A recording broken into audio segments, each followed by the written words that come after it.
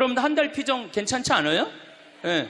한 달 피정 비행기 값 한 150만 원에서 한 180만 원, 그리고 뭐 한 달 머무르는데 한 200만 원, 그리고 귀양 아프리카에 왔으니까 이 빅토리아 폭포 거기 들러가고 마지막에 잠베지 강에서 석양 바라보면서 탁 저녁 먹고 그러면요 기가 막혀.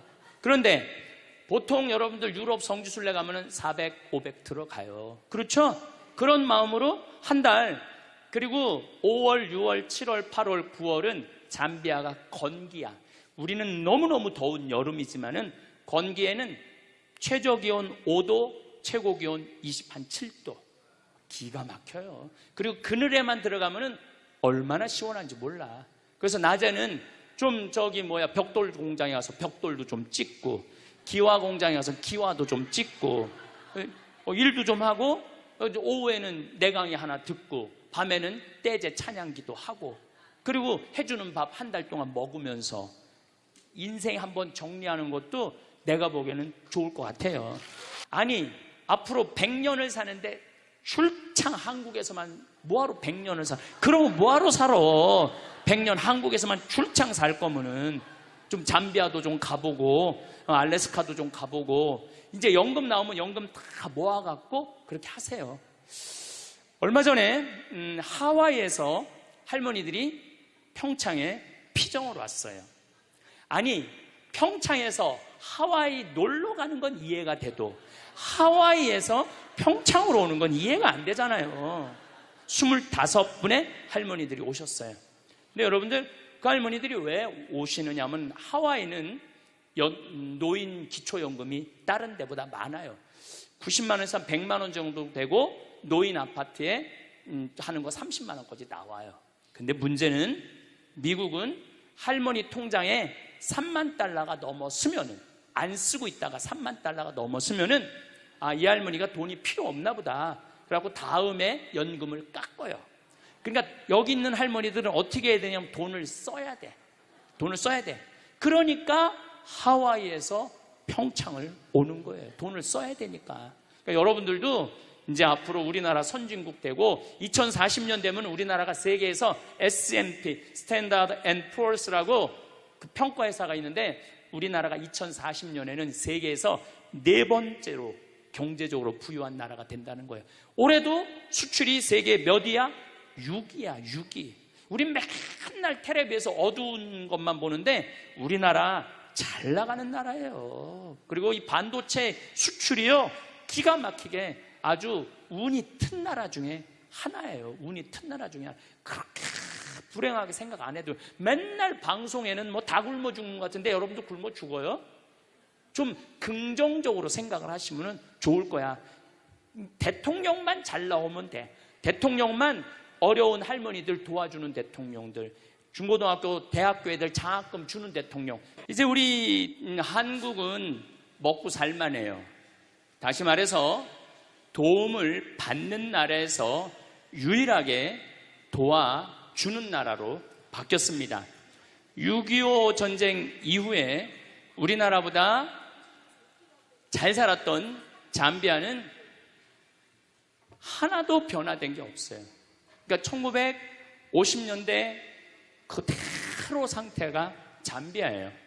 우리나라는 정말로 이제 잘 살게 됐으니까 이제 우리 한국 교회도 이제 어렵고 가난한 교회를 도와주는 일환으로 제가 잠비아 봉사활동, 선교활동 하는 거를 여러분들하고 함께 나누고 싶습니다. 네, 동영상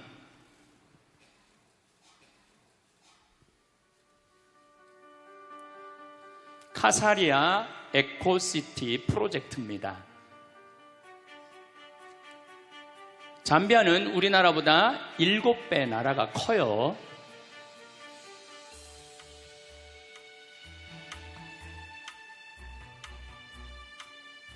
그래서 지난 5년 동안 의사 선생님들 이제까지 한 30분이 가서 봉사활동을 지금까지 5년 동안 하고 있죠. 네, 여기가 잠비아 무프리라라는 도시고 여기가 은돌라라는 도시고 여기가 키투에라는 도시예요. 이 한가운데 땅을 제가 대통령한테 받았어요. 제가 6년 전에 우리 생태마을에서 피정을 하는데 수녀님들 20분이 오셨어요. 수녀님들 20분이 오셨는데 다른 수녀님은 얼굴이 다 하얀데 수녀님 한 분만 얼굴이 새카만 거예요. 그래서 내가 물어봤어요. 다른 수녀님들은 얼굴이 하얀데 왜 수녀님만 얼굴이 새카마냐? 이거 물어봤더니 그 수녀님이 자기는 16년째 아프리카 잠비아에서 농장을 운영하고 농업학교를 운영한다는 거예요. 제가 귀가 번쩍 뜨이더라고요. 왜냐하면 저는 한국의 생태마을 만드는 것도 꿈이지만은 외국에 아프리카에도 생태마을 하나 만들고 남미에도 생태마을 하나 만들고 미국에도 생태마을 하나 만들고 그래서 심지어 알래스카까지 가서 땅 알아보고 왔어요. 생태마을 만들려고. 그런데 제가 생태마을을 만들려고 그랬는데 이미 아프리카에서 하고 있는 수녀님이 계신 거예요. 너무너무 반갑더라고요. 그래서 제가 수녀님한테 그런데 왜 한국은 들어왔느냐? 그랬더니 이 수녀님이 자기는 갑상선 암이 걸렸다는 거예요. 그리고 또 그 자카란다라는 농장에 농업학교를 운영하고 있는데 남자 기숙사를 짓는데 돈이 모자라갖고 모구마로 왔다는 거예요. 그래서 얼마가 모자라갖고 모구마로 왔느냐? 그랬더니 2천만 원이 모자란다는 거예요. 근데 그때 제가 마침 사는 맛, 사는 멋이라는 책을 썼는데 인세가 2천만 원이 딱 들어와 있었어요. 그래갖고 내가 수녀님한테 모구마로 다니지 말아라. 내가 줄 테니까. 이 수녀님이 처음 보는 신부가 돈을 2천만 원 준다니까 깜짝 놀란 거예요. 근데 사실은 처음 보는 게 아니라 나하고 같은 일을 하고 있었던 수녀님이기 때문에 이미 나는 준비가 돼 있었죠. 나는 돈이 있어도 나중에 안 줘요. 줄려면 언제 줘? 지금 줘, 지금. 그래서 그냥 수녀님한테 돈을 드리고 수녀님 내가 내년에 수녀님 농장하는데 한번 방문하겠다. 의료 봉사팀을 꾸며서. 그래갖고 이제 제가 의사 3분, 멜버른에 있는 의사, 인천에 있는 의사, 평택에 있는 의사, 치과 의사 3분을 꾸미고 대학생들 20명을 꾸며갖고 잠비아를 가봤죠. 잠비아를 가봤는데 너무너무 내가 놀란 거예요. 여러분들 아프리카 하면은 비도 없으시고 땅도 그냥 막 메마르고 사람들은 말라 비틀어 죽고 막 이런 걸로 알고 있잖아요. 근데 가보니까 너무너무 아름다운 거예요. 신비의 땅이야. 그래서 우리가 아프리카를 잘못 생각하고 있는 거예요. 아프리카는요 가난하고 고통스러운 대륙이 아니에요. 희망의 대륙이고 신비의 대륙이에요. 또 우리 인간은 어디서 나온 거야? 아프리카에서 나온 거, 탄자니아에서 나온 거, 탄자니아에서. 근데 그냥 우리는 아프리카를 착취의 대상으로, 불쌍한 대상으로, 도와줘야 되는 대상으로 생각하는 거예요. 인격 대 인격이 만나는 게 아니죠. 어쨌든 제가 잠비아에 갔다 와서 그들이 너무너무 아름답고 그들이 너무너무 순수한 거야.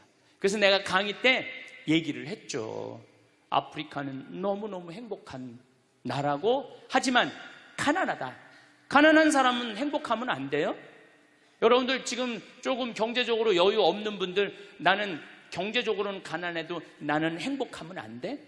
똑같아. 아프리카 사람들도 행복할 자격이 있는 사람들이에요. 그래서 제가 이제 돌아와서 너무너무 감동받은 얘기를 이제 강의 때 가끔 했어요. 그런데 4년 전, 딱 요맘 성탄 전에 할머니 한 분이 날 찾아왔어요. 신부님, 저 신부님 아프리카에 농업대학 세운다는 얘기 강의를 통해서 들었습니다. 제가 농업대학 세우는데 신부님한테 후원을 좀 하고 싶습니다. 어떻게 후원을 할 거냐? 그랬더니 신부님한테 대학질 건물 돈 100억을 봉헌하겠다는 거예요. 100억을. 1억도 아니고 10억도 아니고 100억을 제가 믿을 것 같아요? 안 믿을 것 같아요? 안 믿었죠. 그리고 저한테 부자들이 와서 많이 나한테 봉헌한다고 그래요. 신부님 봉헌한다고. 근데 나는 웬만하면 안 믿어요. 그 웬만하면 기대도 안 해요. 부자들이 와갖고 신부님 땅 팔리면은 꼭 봉헌하겠다고. 그래갖고 그냥 기대를 잔뜩 하고 있는데 그놈의 땅이 왜 이렇게 안 팔려? 10명 중에 1명 봉헌할까 말까예요. 왔다 간 분들. 그리고 우리 생태마을의 아프리카를 돕는 분들은 할머니들이야. 가장 순수한 할머니들. 그 할머니들이 1,000만 원씩 100분이 도와줬어요. 그러니까 부자 100명이 와갖고 1명 도와주는 것보다 정말로 순수한 할머니들. 신부님 평생 살면서 나 어려운 사람 한 번도 도와준 적 없습니다. 근데 이번에 개를 타는데 신부님 아프리카에 우물 파주세요. 포크레인 사는데 쓰세요. 고아원 짓는데 쓰세요. 이렇게 보내준 분이 100분이야. 그래서 나 부자가 나한테 오는 거 그렇게 반갑지 않아요. 그냥 가난한 과부의 헌금이 진짜 헌금이라는 생각이 들어요. 그래서 나는 안 믿었어요. 안 믿었는데 이 할머니가 일주일 후에 수원 교구청에 와서 교구에다 100억을 봉헌을 했어요. 기가 막힌 일이 벌어진 거죠. 그럼 왜 느닷없이 나한테 100억을 봉헌할 생각을 가졌느냐? 그랬더니 이 할머니가 1년 전에 강도 4명한테 납치를 당한 거야.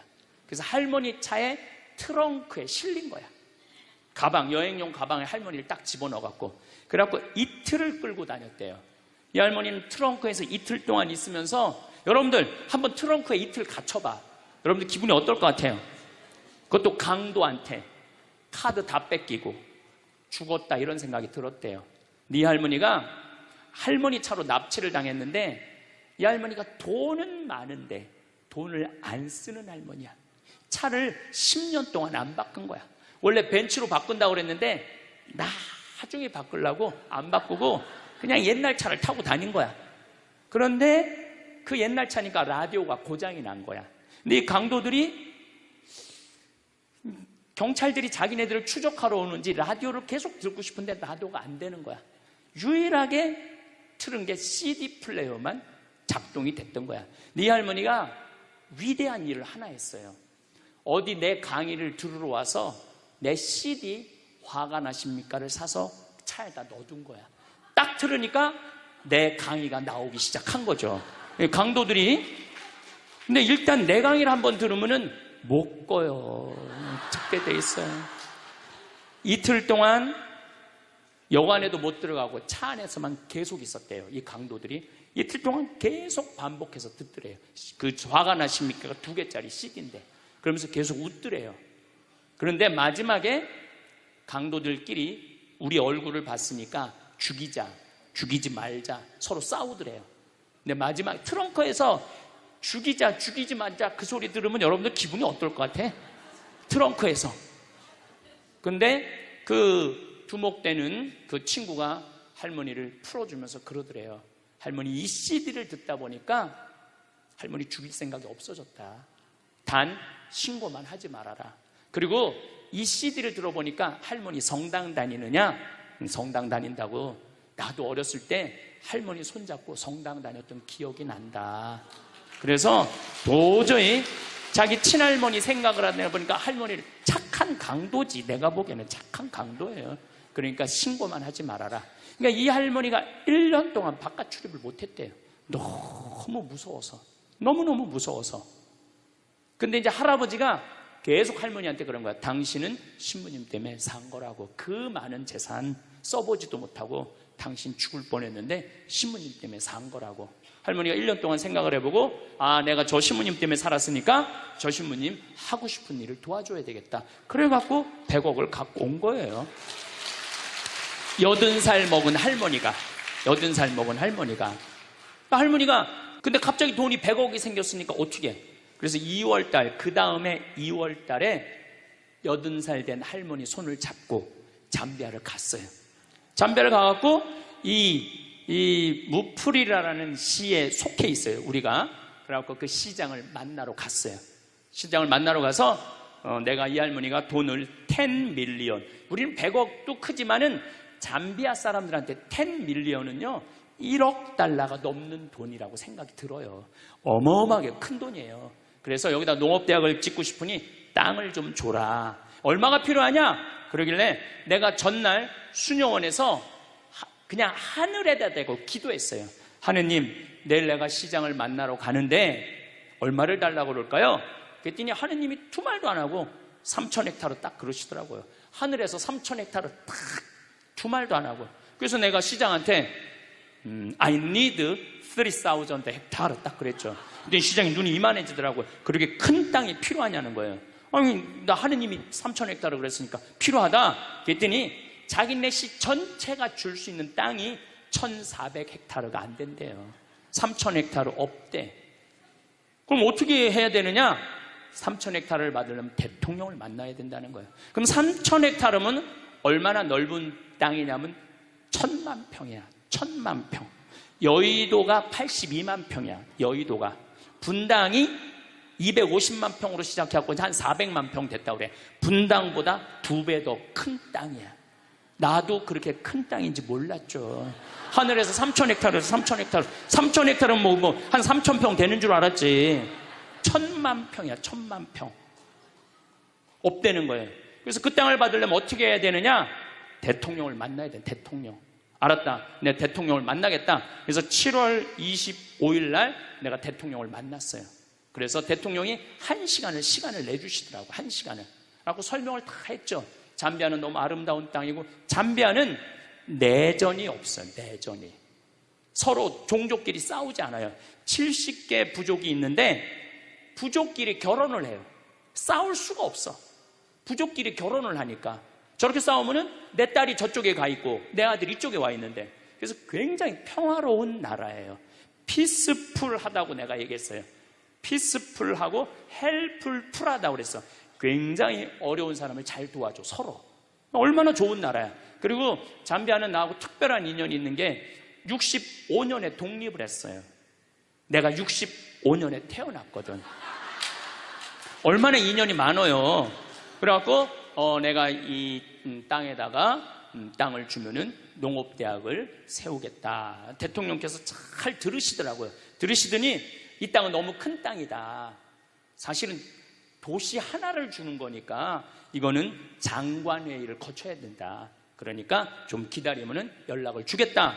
그리고 난 다음 날 미국에서 강의가 있어갖고 유럽으로 비행기 갈아타러 갔는데 수녀님이 전화가 왔어. 신부님 기적이 일어났다고. 무슨 기적이 일어났냐? 대통령이 국토부 장관한테 다음 날 아침에 전화를 해갖고 신부님한테 땅 드리라고. 그래갖고 그건 이제 진행이 되기 시작한 거죠. 그리고 무엇보다도 내가 대통령 만나러 갈 때 목민심서하고 흠음심서 영어로 된 거를 대통령한테 선물로 드렸어요.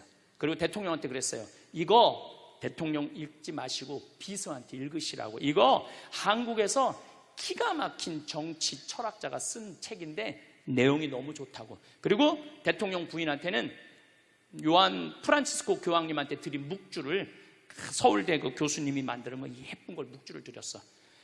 그리고 참 너무 좋은 거는 대통령이 날 만나기 전에는 천주교 신자가 아니었는데 나를 만나고 난 다음에 가톨릭으로 세례를 받았어요. 그럼 너무너무 좋은 거죠. 아니, 나 때문에 세례 받은 건 아니고, 어쨌든 가톨릭으로 세례를 받았어요. 그래서 너무너무 좋더라고요. 그래서 그렇게 이제 일이 진행되기 시작을 한 거죠. 그래서 땅을 1,000만 평, 이 카사리아 지역에 받은 거예요.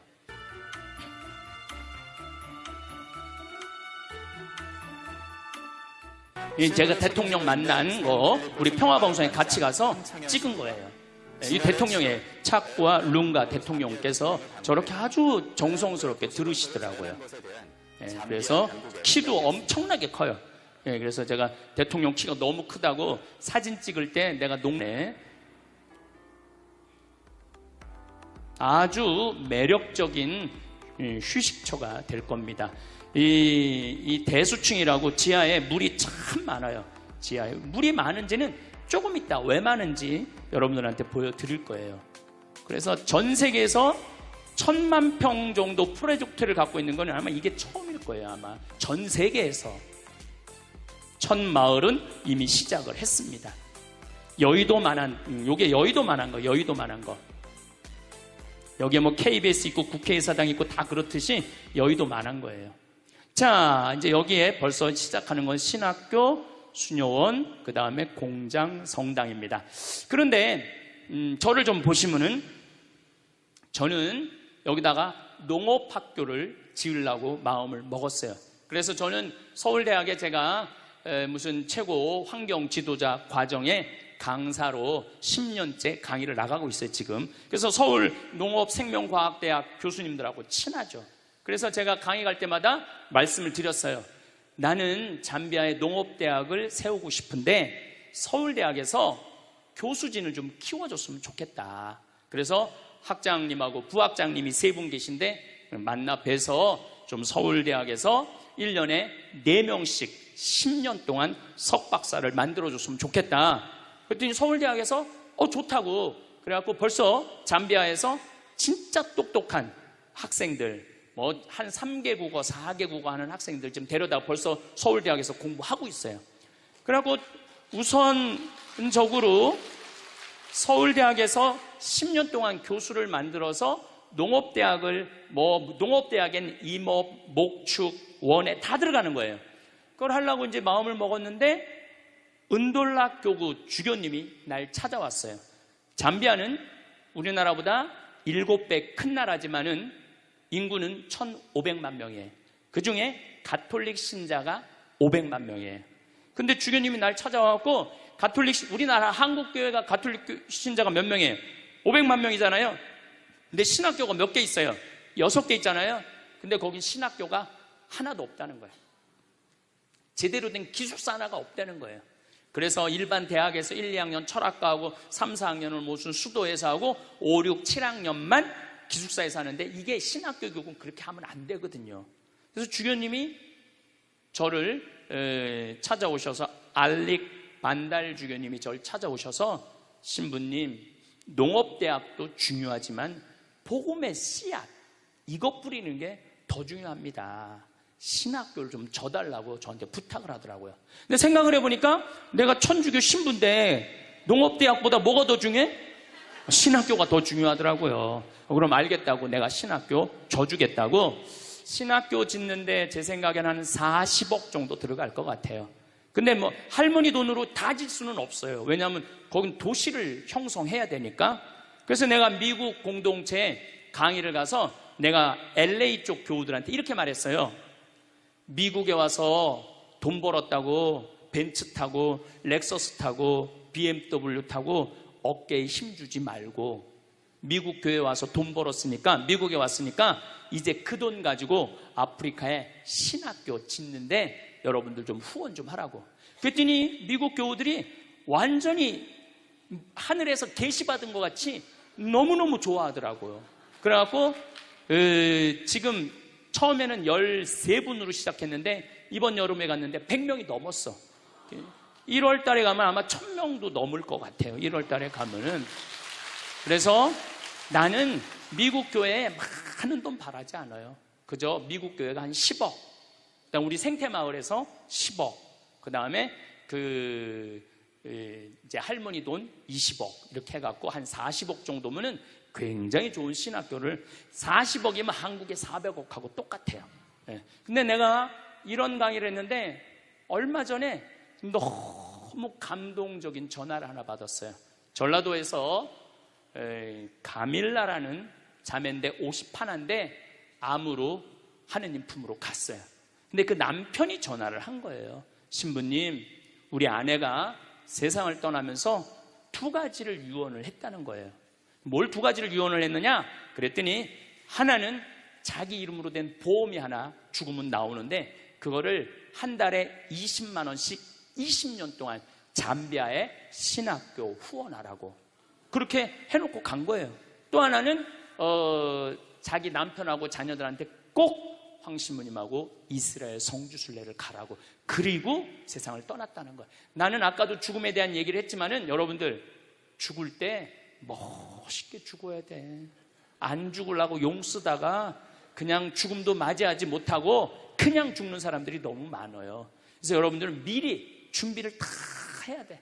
그리고 지난번에도 너무 말씀드렸지만은 할머니 한 분이 돈 2천만 원 보내면서 나는 죽지만은 이 돈으로 살 수 있는 사람 수술해달라고. 얼마나 멋있어요. 그래서 여러분들도 그런 마음으로 좀 마지막 이렇게 마음 정리를 잘 하시면 좋을 것 같아요. 그래서 이제 신학교 짓는 게 우선이잖아요. 그래서 여기 이제 신학교 짓고 또 수녀원, 이 프란치스코 정교 봉사의 수녀님들이 잠비아 수녀님이 벌써 30명이나 있어요.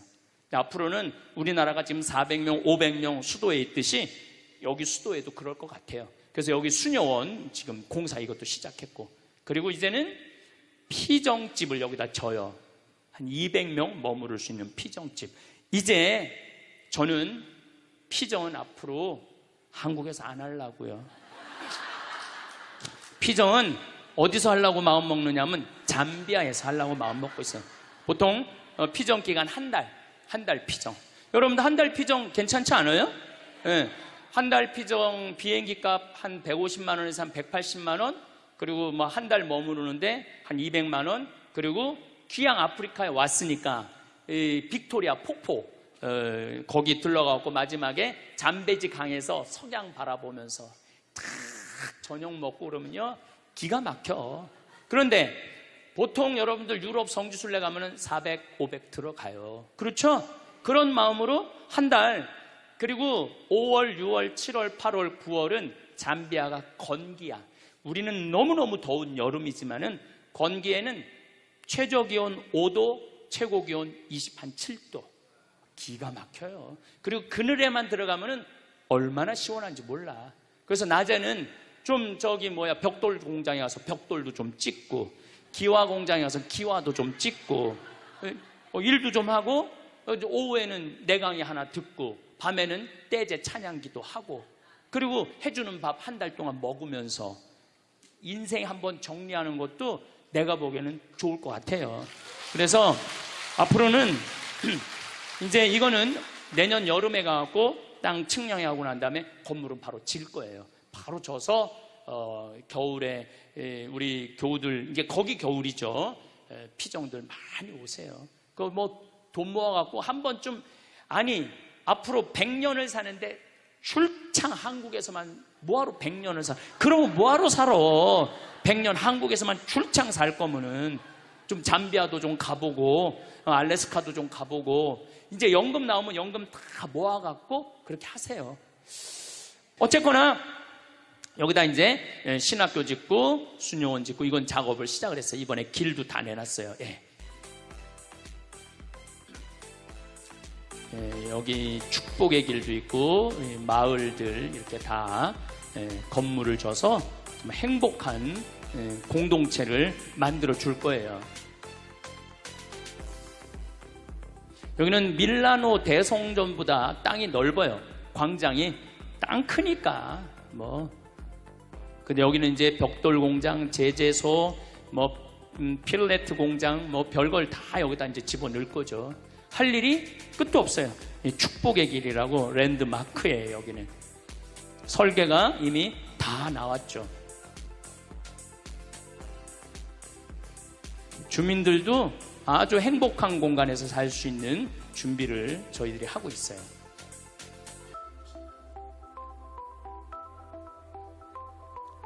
별이 얼마나 많은지 몰라요. 별이 무슨 원통 속에 들어와 있는 것 같아. 그래서 가시면은 별 구경도 원도 한도 없이 하실 수 있어요. 이게 축복의 길이에요. 자, 이게 우리 랜드마크인데 그 도시 한가운데 중앙 도로야. 근데 도로 넓이가 몇 메타냐면 100m. 33개 차선. 광화문 광장이 80m예요. 내가 가서 재봤어요. 광화문 광장이 80m인데 우리 이코 시티 카사리아는 100m야. 근데 여기 3개 차선을 도로로 만드는 게 아니야. 이 33개 차선에 전부 아프리카에 있는 모든 나무는 다 갖다 심을 거예요. 그래서 여기 1.5km만 산책을 하면은 아프리카를 완전히 느낄 수 있도록. 그리고 아프리카는 나무가 우리가 생각하는 것 이상으로 어마어마하게 커요. 기가 막히고 아름다운 나무들이 너무너무 많아요. 그래서 여러분들 이제 피정 가면은 전부 다 분갈이하고 저 포토에다가 나무 씨 넣고 이 일 끝도 없어. 그러니까 한 달 동안 피정 가도 아마 한 달 갖고 모자랄 거예요. 네.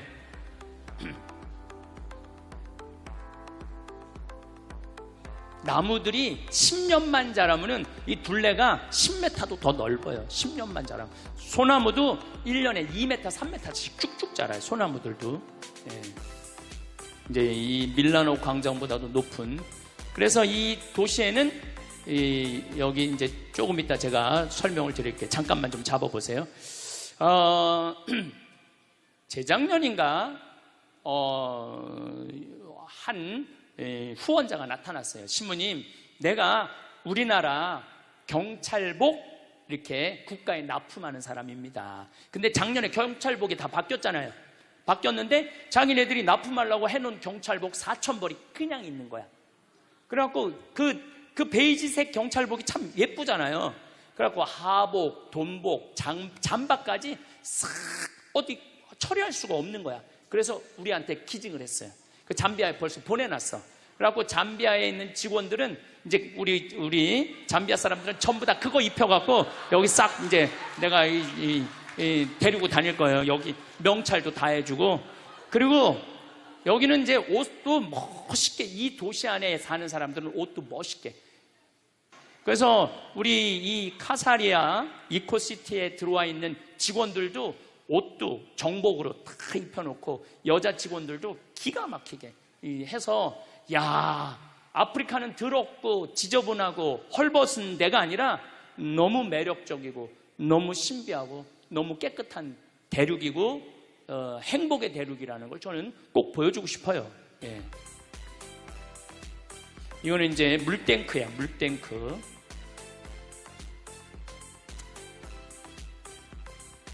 참 신나는 일이죠. 흥분되는 얘기. 이게 자카란다라는 꽃나무인데 보라색인데 피면은 기가 막혀요. 예. 요 잠깐 좀 이 석양도 참 아름답고, 예. 가봐야 돼. 여기서 백날 설명해봐야 소용이 없어요. 자, 잠깐 잡아보세요. 자, 어떻게 저런 설계가 나왔느냐. 한 2년 전인가 3년 전에 안동교구 신부님이 전화가 왔어요. 우리 조카가 서울시립대학 도시공학과 건축학과 교수인데 황 신부님을 꼭 만나고 싶다고. 그래서 교수님을 만났는데 김정빈 비아라는 교수인데, 이 교수님이 무슨 책임자냐면 노들섬 개발 총 책임자야. 노들섬 서울 아시죠? 이제 서울시에서 이제 개발을 이제 시작할 거예요. 그 대단한 기업에서 10개 회사가 프로젝트에 참가를 했는데 이 교수하고 그 대학원생들이 낸 프로젝트가 선택이 된 거야. 근데 이거를 좀 하고 싶은데 이게 막 용기도 없고 자신감이 없는데, 내가 환경에 관련된 신부니까 저 신부님한테 가서 좀 자문을 구하면은 내가 용기를 얻겠다. 그리고 날 찾아온 거예요. 그래서 쭉 노들섬에 가보니까, 여러분들 노들섬이 앞으로 개발되면은요 서울의 꽃이야. 서울의 몽마르트가 될 거야. 거기가 서울에 기가 막히더라고. 거기 섬에 딱 들어가 보면은 63 빌딩부터 서울의 모든, 심지어서 저 롯데 타워까지 한눈에 다 보여. 정말 좋더라고요. 근데 이제 그 교수님이 날 이렇게 찾아왔는데, 내가 그 교수 이렇게 들어보니까 두바이 신도시를 설계를 했더라고요. 두바이 신도시를. 그래갖고 그 교수가 나를 찾은 게 아니라 하느님이 그 교수를 나한테 보내준 거야. 그래서 이 노들섬이 중요한 게 아니다.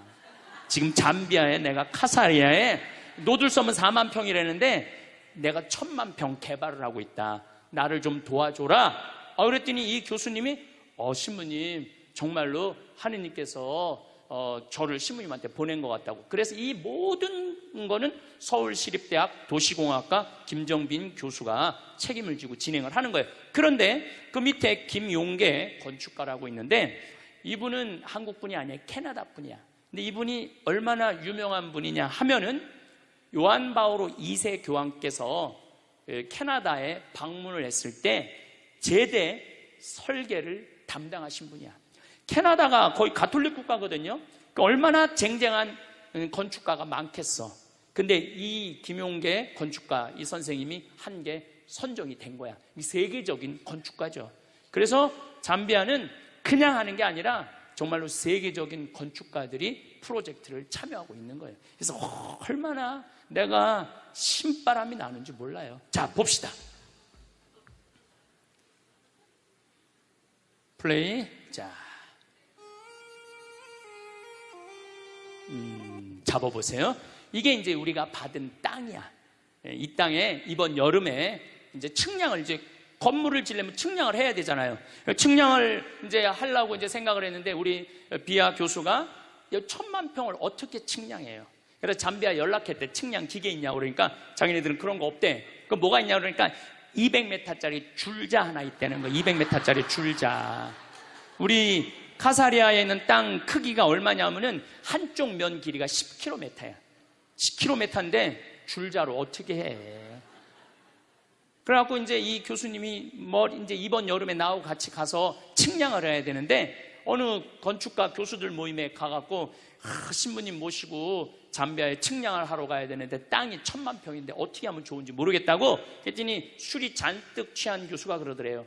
드론으로 하라고. 드론으로. 요즘 드론 좋은데. 그 생각을 해보니까 드론이 되겠더라고. 그래갖고 가서 조사를 해보니까 지금은 인공위성 GPS를 이용해갖고 위도 경도만 찍고 저 설계도 나온 거 있잖아요. 그것만 딱 찍어 놓으면 정확하게 가서 쓰는 거야. 그래서 이 드론이 하늘에서 지금 우리 땅을 찍는 거예요. 그리고 여기 동네에 카사리아라는 이게 숲이에요. 이 동네는 학교가 없어요. 얘네들이 이 동네 애들인데 우리를 보고 화이트라고 그래요. 화이트. 그냥 어느 날 그냥 화이트들이 와갖고 막 비행기가 막 날아다니고 그래갖고 얼마나 얘네들 심심해. 하루 종일 따라다니는 거 우리를. 이게 땅이에요. 이게 건기대거든요. 잠깐 잡아보세요. 이게 건기인데 제가 8월 달에 갔으면 건기야. 4월, 5월, 6월, 7월, 8월, 9월, 10월까지 비 한 방울이 안 와요. 비 한 방울이. 그런데도 이 강이 한 10m 정도 넓이가 되는데 한 1.5m 되도록 물이 얼마나 유량이 많은지 몰라요. 이 정도 강물이면은 1000만 평에 주민들 먹을 물 다 되고 그 다음에 농사물도 다 돼요. 그러니까 우리가 아프리카 하면은 메마르고 뭐 거칠고 물 없다고 그러는데 그 우리가 잘못 알고 있는 거예요. 보세요. 네, 또 아주 잘 나와 있어요. 나무들이 얼마나 큰지 몰라요. 나무들이 저렇게 커요. 자, 여기 강물이야. 강물 이렇게 많이 흘러요. 강물이. 예, 맑죠. 당연히 맑죠. 이렇게 많은 물이 흘러요. 예, 잡아보세요. 그래서 저는 제가 환경공학을 이제 해고 수질을 내가 공부를 했어요. 예, 물이라는 거는 활용만 잘하면은 예술이야, 예술. 그래서 이 물을 저 한 10km까지 끌어올려서 온 도시에 수로를 다 해놓을 생각이에요. 수로를 다 해놓으면은 얼마든지 여기는 산모작이 가능해요. 그래서 뭐 야자, 뭐 모링가, 커피, 여기가 해발 1500m거든요. 뭐 커피, 뭐 할 거 없이 기가 막히게 농사를 지을 수가 있어요. 그래서 여기 계신 분들 혹시 재수 없이 100살까지 사는 분들은 한국에서 살지 말고 잠비아에 가갖고 유럽이나 미국 사람들은 은퇴하고 2년 내지 3년 동안 잠비아나 아프리카에서 봉사활동하고 돌아가는 분들이 많아요. 내가 적어도 그 정도는 내가 이 사회, 이 세상에 하느님 나라를 위해서 시간을 내놓겠다고. 여기 계신 분들 아마 능력 있는 분들도 많을 거예요. 또 이 방송을 보는 분들도 능력 있는 분들이 많을 거예요. 그냥 한국에서 맨날 텔레비 보고 욕이나 하지 말고 이 기가 막힌 데 가갖고 멋지게 한번 살아보라는 거예요. 자, 내가 너무너무 이 잠비아에 갖고 안타까운 게 뭐냐면은 이 기가 막힌 숲이 있는데 전부 그거를 잘라갖고 숯을 만드는 거, 숯. 그 숯으로 요리도 하고 추우니까 불도 떼는 거야. 너무너무 안타깝잖아요. 이 아프리카 잠비아의 이 나무만 잘 보존해도 관광 상품으로 해도 먹고 살만한데 이걸 다 불로 태우는 거야. 숯으로 만들어서. 우리나라 1960년대 석탄, 연탄 없었을 때 어떻게 했어요? 다 산에 가서 나무, 그래서 산이 뭐가 됐어? 민둥, 벌거숭이 산이 됐잖아요. 그래서 요즘 욕들을 많이 하는데 박정희 대통령의 최고의 업적 중에 하나는 산림 녹화예요. 산림 녹화. 그래서 현신규 박사라고 서울대, 내가 이분을 너무너무 좋아해요. 탄생 140주년이에요. 벌써 돌아가셨죠. 우리 나라가 건강하려면, 나라가 부유하려면 뭐가 있어야 된다? 나무가 있어야 된다. 근데 이분들은 이 나무를 이렇게 잘라갖고 숲을 다 없애는 거야. 그래서 제가 잠비아에 가갖고 할 첫 사업은 숲을 보존하는 거야.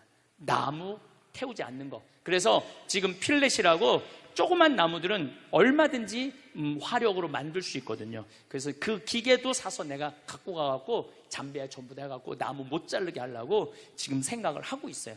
할 일이 무궁무진해. 그래서 이 나무 이렇게 숯으로 만드는 게 너무너무 안타깝죠. 이게 축복의 길이야. 내가 그 100m 만든다는, 기가 막혀요. 정말 우리가 오해하고 있는 게 너무너무 많죠. 그래서 제가 여러분들한테 또 방송을 통해서 아프리카에 대한 오해를 좀 없애고 싶어. 신비의 땅이고 아름다운 땅이고 행복의 땅이라는 거예요. 여기 이제 수녀원 자리, 수녀님들 여기 이제 내가 다 해드렸어요. 여기도 나무 다 잘라놨어요. 이제 여기 수녀원 짓고. 자, 잡아보세요. 여기 이제 마지막 이 시간 이후에 또 말씀드리겠지만은, 이게 우리 하이데 수녀님이라고 독일 수녀님인데 19살에 한국에 왔어. 그래갖고 가톨릭 의대 대학교 의사셔. 그래갖고 수녀원을 창설해서 프란치스코 정교봉사회 수녀원을 창설해갖고, 이 수녀님들이 내가 마음에 드는 건 무조건 외국으로 나간 거야. 그래갖고 지금 인도, 필리핀, 그 다음에 잠비아, 그 다음에 브라질에 나가 있어요. 그래서 선교를 하는 거야. 대단한 수녀님이에요. 지금 몸에 암이 있는데도 지금 잠비아에 가서 아예 이제 한국을 떠나갖고 의사신데 잠비아에서 나하고 일을 하는 거예요. 그 다음에 이 김정빈 교수, 이분이 알릭 반달 주교님이에요. 이 주교님이 그 시장한테 뭐라고 그러냐면, 내가 신학교 이 프로젝트는 This is my life 그러더라고요. 내 인생이라고. 이 신학교 짓는 건 이렇게 중요한 거라고. 그래갖고 이 주교님이 대통령도 만나고 시장도 만나고 얼마나 열심히 하는지 몰라요. 독일에서 공부하고 온 주교님인데, 이분은 이제 시의원이에요. 땀부라는 시의원이 나와서 잘 도와주고 있는데 아주 효심이 깊어요. 같이 일을 하는데, 신부님, 우리 아버지 어머니가 있는데 꼭 아버지 어머니 가서 축복 한번 해달라고. 그래갖고 그 바쁜데도 또 그 집에 가갖고, 아버지 어머니가 잘 못 듣고 백내장이 있어. 아프리카 사람들은 직사광선이 많았고 눈을 잘 못 뜨시더라고. 참 효심이 깊더라고요. 그 다음에 잠비아의 수녀원 원장 벨레데타 수녀님, 이렇게 멤버들이 이렇게 이제 일을 하고 있고, 그 외에도 한 번에 70명, 80명씩 따라가서 지금 잠비아 일을, 제가 하고 있는 일을 도와주고 있죠. 이제 두 번째 시간에는 더 아주 드라마틱한 내용이 기다리고 있으니까 두 번째 강의하도록 하겠습니다. 감사합니다.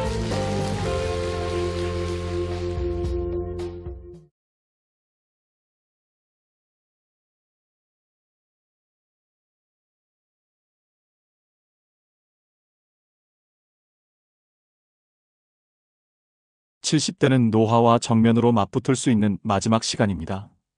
이 시기를 어떻게 보내느냐에 따라 80대, 90대의 삶의 질이 완전히 달라집니다. 인생 100세 시대라는 말이 이제는 낯설지 않습니다. 실제로 여성은 90대까지 사는 것이 자연스러운 시대가 되었고, 의학의 발전 속도를 보면 100세는 더 이상 꿈이 아닙니다. 그런데 문제는 수명이 늘어난다는 것과 건강하게 산다는 것은 전혀 다른 이야기라는 점입니다. 건강 수명은 아직 75세에도 미치지 못하고 있습니다. 70대를 잘 살지 못하면 오래 살더라도 긴 세월을 간병에 의존하며 보낼 수 있습니다.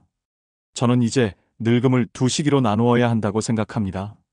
70대의 늙음과 싸우는 시기, 그리고 80대 이후에 늙음을 받아들이는 시기입니다. 이 두 시기를 구분하지 않으면 70대를 그냥 흘려보내게 됩니다. 그렇다면 70대의 노화를 늦추려면 어떻게 해야 할까요? 오늘은 책 70세가 노화의 갈림길에서 배운 실천법을 나눠드리겠습니다. 먼저 고기를 드세요. 나이가 들수록 행복 물질인 세로토닌이 줄어듭니다. 의욕이 떨어지고 우울한 감정이 자주 찾아오는 것은 단순한 성격 탓이 아닙니다. 세로토닌의 재료가 되는 트립토판이라는 아미노산이 가장 풍부하게 들어있는 식품이 바로 고기입니다. 늙을수록 육류를 멀리하는 분들이 많은데 오히려 반대로 생각하셔야 합니다. 콜레스테롤이 나쁘다는 인식도 한번 재고해 볼 필요가 있습니다. 서양인에게 맞는 이야기가 동양인에게 그대로 적용되지는 않습니다. 특히 테스토스테론은 의욕, 집중력, 타인에 대한 관심과 직결되어 있습니다. 남성 호르몬이 줄어들면 기운 없는 노인이 되기 쉽습니다. 고기는 그 감소를 늦추는 데 도움이 됩니다. 두 번째로 절대로 완전히 은퇴하지 마세요. 70대에 단번에 늙어버리는 사람들에게는 공통점이 있습니다. 퇴직 직후부터 모든 활동을 멈춰버린다는 것입니다. 이제 좀 쉬고 싶다는 마음 충분히 이해합니다. 하지만 활동을 멈추는 순간 전두엽의 노화가 급격하게 찾아옵니다. 전두엽은 창의력, 공감 능력, 예상치 못한 상황에 대처하는 능력을 담당하는 곳입니다. 전두엽의 노화는 이미 40대부터 시작되지만 70대의 활동을 완전히 끊으면 그 속도가 눈에 띄게 빨라집니다. 일이라는 것이 꼭 돈을 버는 일일 필요는 없습니다. 작은 것이라도 사회에 기여하는 일, 가치를 느낄 수 있는 역할이 있다면 그것이 노화를 늦추는 가장 강력한 보약입니다. 현역 의식을 잃지 않는 것, 그것이 핵심입니다. 80세의 치매가 진행되어 대화가 어려운 사람이 있는 반면 같은 나이에 지적 활동을 이어가고 훌륭한 연설을 하는 사람도 있습니다. 그 차이는 유전이 아니라 70대를 어떻게 보냈느냐에 달려 있습니다. 세 번째로 운전면허를 서둘러 반납하지 마세요. 고령 운전이 위험하다는 인식이 널리 퍼져 있지만 실제 교통사고 통계를 보면 가장 사고를 많이 내는 연령대는 16세에서 19세, 그 다음이 20세에서 24세입니다. 언론 보도가 만들어낸 편견과 실제 데이터 사이에는 상당한 차이가 있습니다. 스스로 운전할 수 있다는 것은 자립의 상징이기도 합니다. 네 번째로 참지도 말고 무리하지도 마세요. 나이가 들면 몸 안에 병의 씨앗을 품고 살아가는 것이 자연스러운 일입니다. 그 씨앗이 언제 싹을 틔울지는 아무도 모릅니다. 오늘 건강하던 사람이 내일 환자가 되는 것이 노년입니다. 60대까지는 소식, 저염식, 기름진 음식 자제가 도움이 됩니다. 하지만 80세를 앞두고 있다면 이야기가 달라집니다. 몸이 당기는 음식은 몸이 필요로 한다는 신호입니다. 먹고 싶다는 욕구를 억누르는 것이 이 나이에는 오히려 독이 될 수 있습니다. 다섯 번째로 햇볕을 쬐세요. 하루에 한 번 짧은 산책만으로도 충분합니다. 햇볕은 세로토닌 생성을 돕고 밤에는 멜라토닌으로 전환되어 숙면을 유도합니다. 의욕 저하를 막는데 이만큼 간단하고 확실한 방법은 없습니다. 여섯 번째로 느슨하게 몸을 움직이세요. 격렬한 운동이 능사가 아닙니다. 엘리베이터 대신 계단을 이용하고 천천히 걷는 것만으로도 충분히 유익합니다. 젊었을 때부터 해온 골프나 테니스가 있다면 계속 이어가세요. 익숙한 움직임을 유지하는 것이 기력 유지에 훨씬 효과적입니다. 매일 아침 자리에서 일어나기가 힘드신가요? 속이 더부룩하거나 배에서 소리가 나지는 않나요? 자극적인 음식이 유독 당기시지는 않나요? 이 중 하나라도 해당된다면 지금이 면역력을 돌아볼 때입니다. 면역력이란 몸이 세균이나 바이러스를 스스로 이겨내는 힘입니다. 구내염처럼 사소해 보이는 증상도 면역력과 무관하지 않습니다. 많은 분들이 이 면역력을 유전이나 타고난 체질의 문제로 여기지만 실제로 면역력을 결정하는 것은 몸의 환경, 즉 생활 습관입니다. 오늘은 책 완전 면역을 통해 배운 내용도 함께 나눠드리겠습니다. 배달 음식이 늘어난 이후로 우리 몸은 조용히 지쳐가고 있습니다. 2020년 식품위생법 위반 사례는 전년 대비 12배나 급증했습니다. 배달 음식 안에 어떤 첨가물이 얼마나 들어있는지 소비자가 직접 확인하는 것은 사실상 불가능합니다. 집에서 아무리 공들여 튀겨도 배달 치킨처럼 시간이 지나도 바삭한 튀김은 만들 수 없습니다. 그 비결이 바로 폴리인산 나트륨 같은 첨가물입니다. 밀가루에 넣으면 면발이 탱탱해지고 단무지에 넣으면 색깔이 오래 유지됩니다.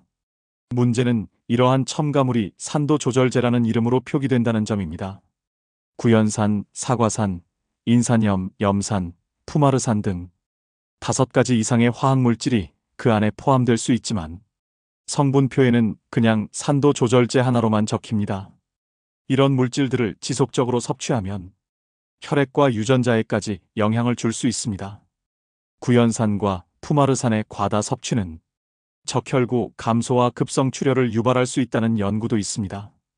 인산염은 칼슘을 체외로 밀어내어 뼈와 근육, 신경 건강까지 위협할 수 있습니다. 동물 실험에서는 신장 결석의 원인이 될 수 있다는 결과도 나와 있습니다. 안전 섭취량이라는 말은 즉각적으로 치명적이지 않다는 뜻일 뿐입니다.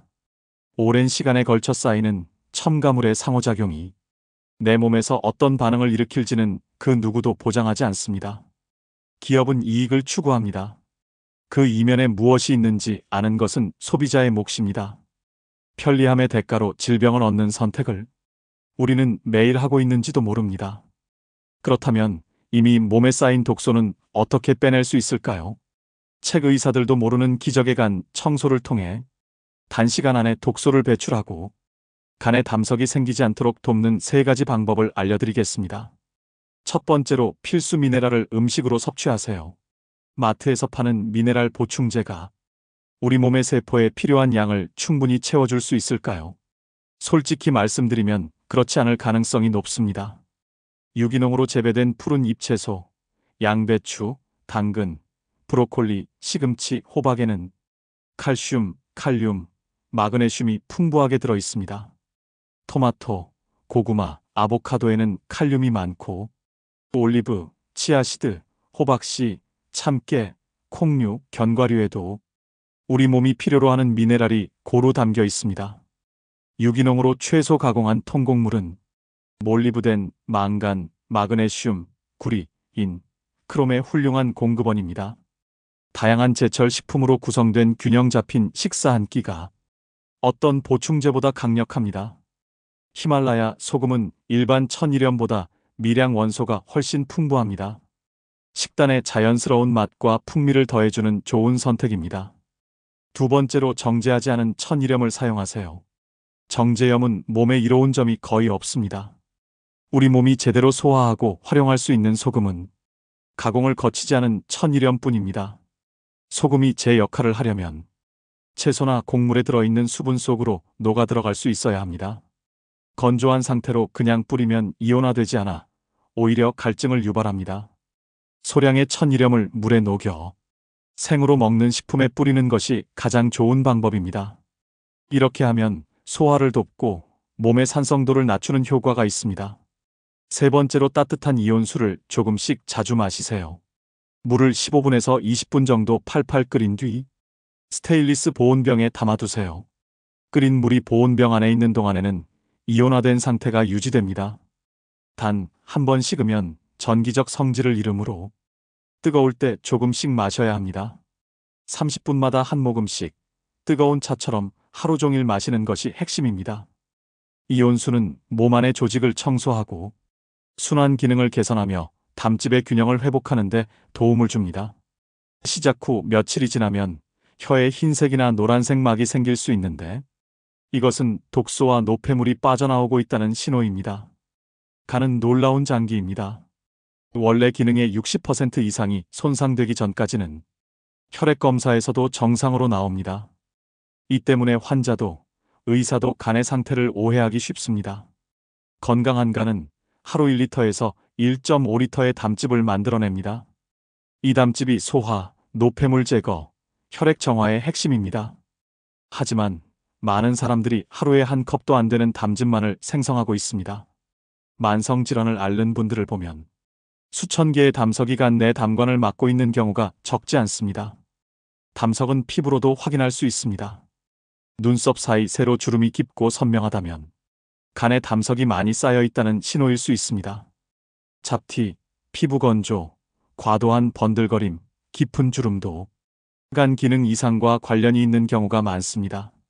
몇 차례에 간 청소를 통해 담석을 제거하고 균형 잡힌 식습관을 유지하면 오래된 알레르기가 줄어들거나 만성 요통이 사라지는 경험을 하는 분들도 있습니다.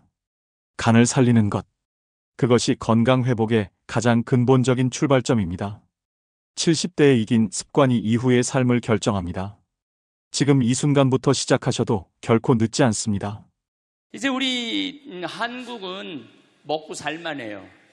다시 말해서 도움을 받는 나라에서 유일하게 도와주는 나라로 바뀌었습니다.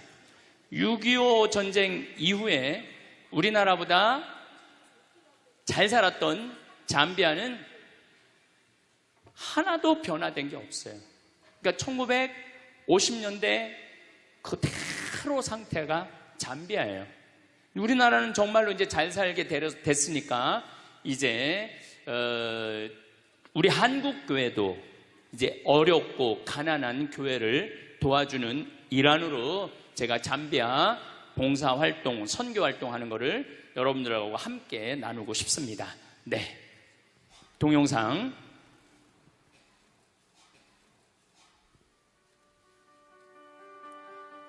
카사리아 에코시티 프로젝트입니다. 잠비아는 우리나라보다 7배 나라가 커요.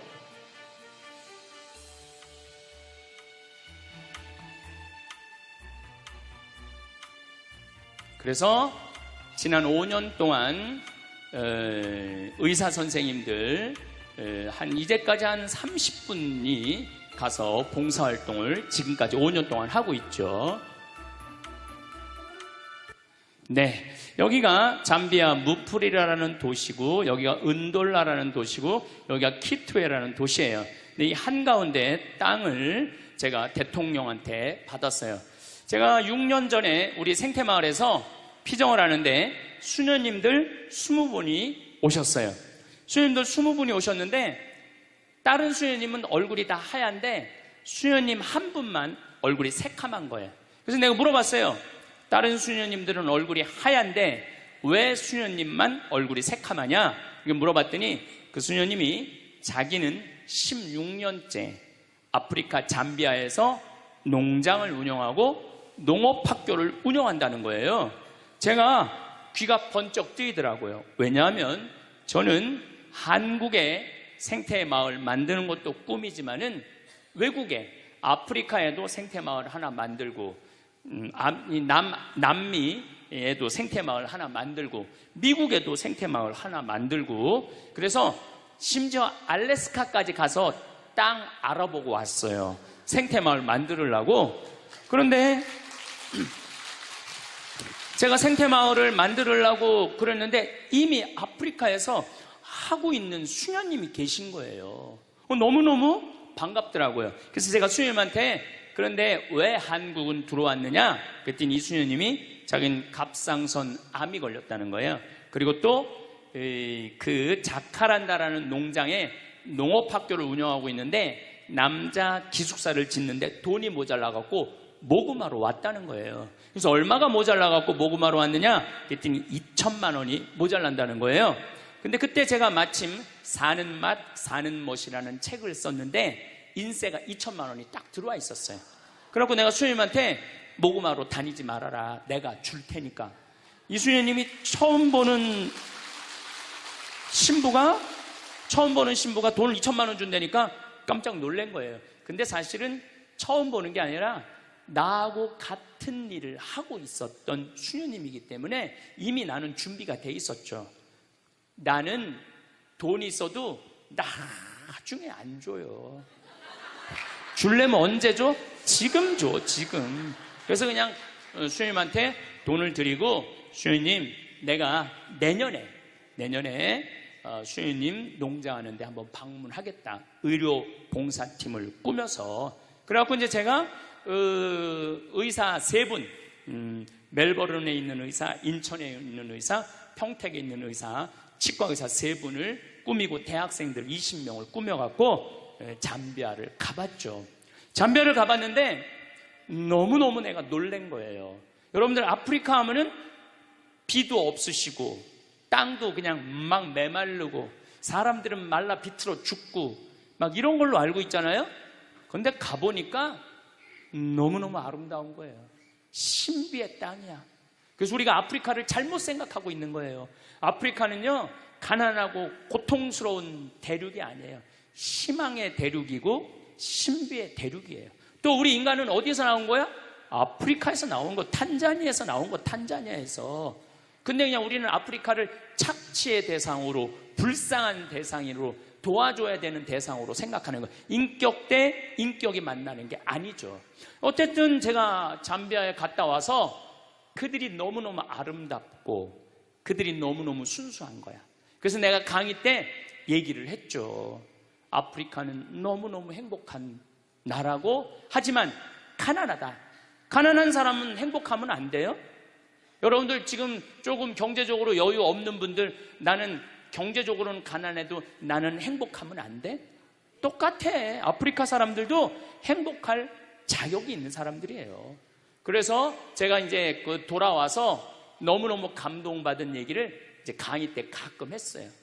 그런데 4년 전, 딱 요맘 성탄 전에 할머니 한 분이 날 찾아왔어요. 신부님, 저 신부님 아프리카에 농업대학 세운다는 얘기 강의를 통해서 들었습니다. 제가 농업대학 세우는데 신부님한테 후원을 좀 하고 싶습니다. 어떻게 후원을 할 거냐? 그랬더니 신부님한테 대학질 건물 돈 100억을 봉헌하겠다는 거예요. 100억을. 1억도 아니고 10억도 아니고 100억을. 제가 믿을 것 같아요? 안 믿을 것 같아요? 안 믿었죠. 그리고 저한테 부자들이 와서 많이 나한테 봉헌한다고 그래요. 신부님 봉헌한다고. 근데 나는 웬만하면 안 믿어요. 웬만하면 기대도 안 해요. 부자들이 와갖고 신부님 땅 팔리면은 꼭 봉헌하겠다고. 그래갖고 그냥 기대를 잔뜩 하고 있는데 그놈의 땅이 왜 이렇게 안 팔려? 10명 중에 1명 봉헌할까 말까예요. 왔다 간 분들. 그리고 우리 생태마을의 아프리카를 돕는 분들은 할머니들이야. 가장 순수한 할머니들. 그 할머니들이 1000만 원씩 100분이 도와줬어요. 그러니까 부자 100명이 와갖고 1명 도와주는 것보다 정말로 순수한 할머니들. 신부님 평생 살면서 나 어려운 사람 한 번도 도와준 적 없습니다. 근데 이번에 개를 타는데 신부님 아프리카에 우물 파주세요. 포크레인 사는데 쓰세요. 고아원 짓는데 쓰세요. 이렇게 보내준 분이 100분이야. 그래서 나 부자가 나한테 오는 거 그렇게 반갑지 않아요. 그냥 가난한 과부의 헌금이 진짜 헌금이라는 생각이 들어요. 그래서 나는 안 믿었어요. 안 믿었는데 이 할머니가 일주일 후에 수원 교구청에 와서 교구에다 100억을 봉헌을 했어요. 기가 막힌 일이 벌어진 거죠. 그럼 왜 느닷없이 나한테 100억을 봉헌할 생각을 가졌느냐? 그랬더니 이 할머니가 1년 전에 강도 4명한테 납치를 당한 거야. 그래서 할머니 차에 트렁크에 실린 거야. 가방, 여행용 가방에 할머니를 딱 집어넣어갖고. 그래갖고 이틀을 끌고 다녔대요. 이 할머니는 트렁크에서 이틀 동안 있으면서, 여러분들 한번 트렁크에 이틀 갇혀봐.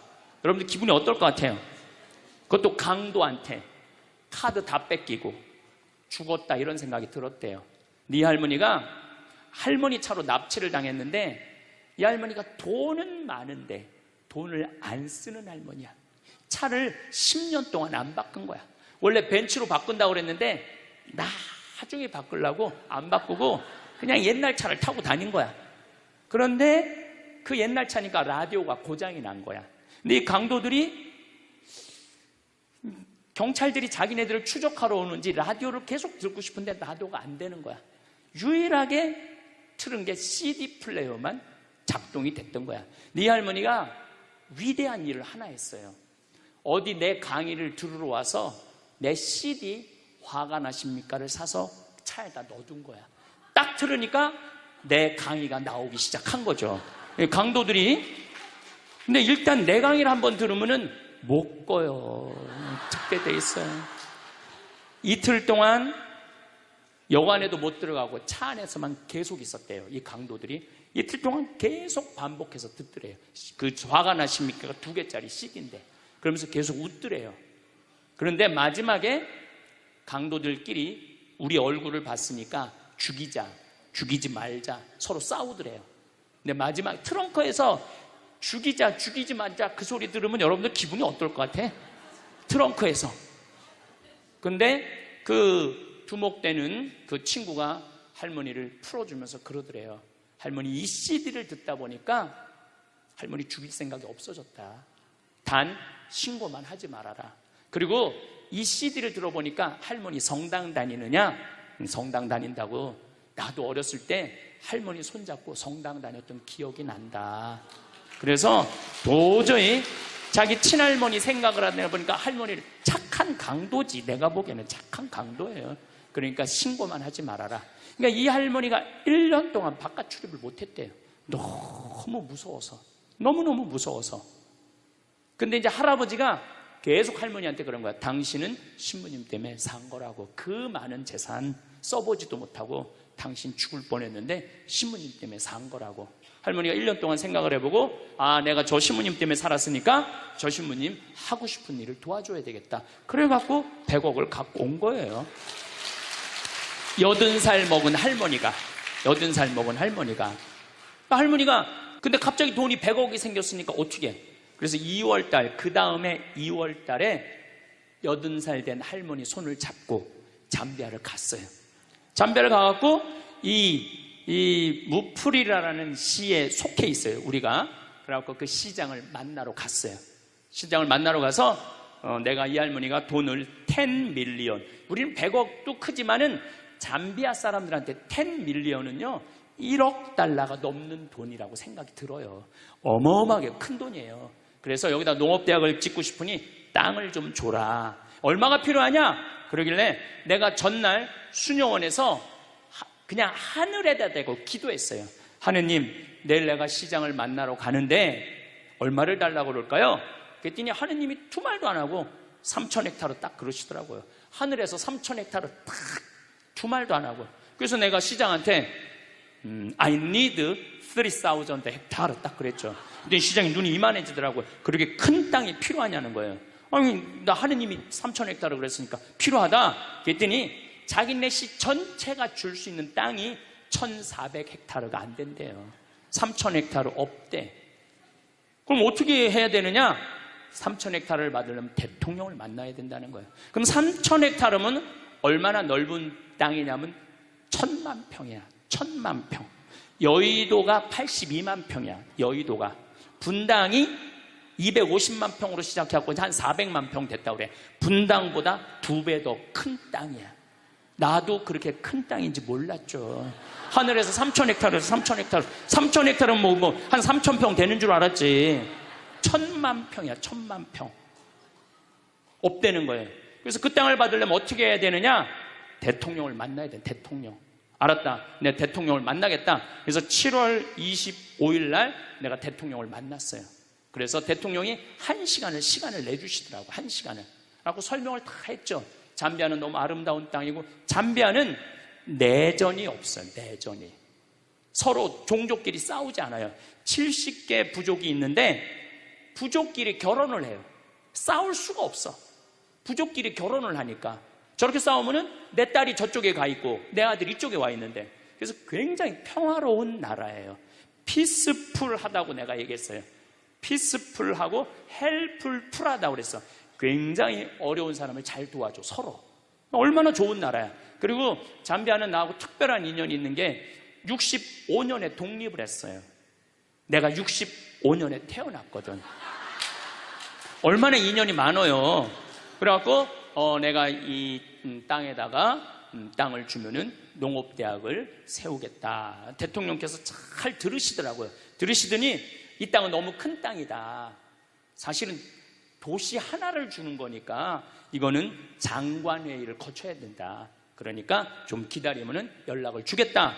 그리고 난 다음날 미국에서 강의가 있어갖고 유럽으로 비행기 갈아타러 갔는데 수녀님이 전화가 왔어. 신부님 기적이 일어났다고. 무슨 기적이 일어났냐? 대통령이 국토부 장관한테 다음날 아침에 전화를 해갖고 신부님한테 땅 드리라고. 그래갖고 그건 이제 진행이 되기 시작한 거죠.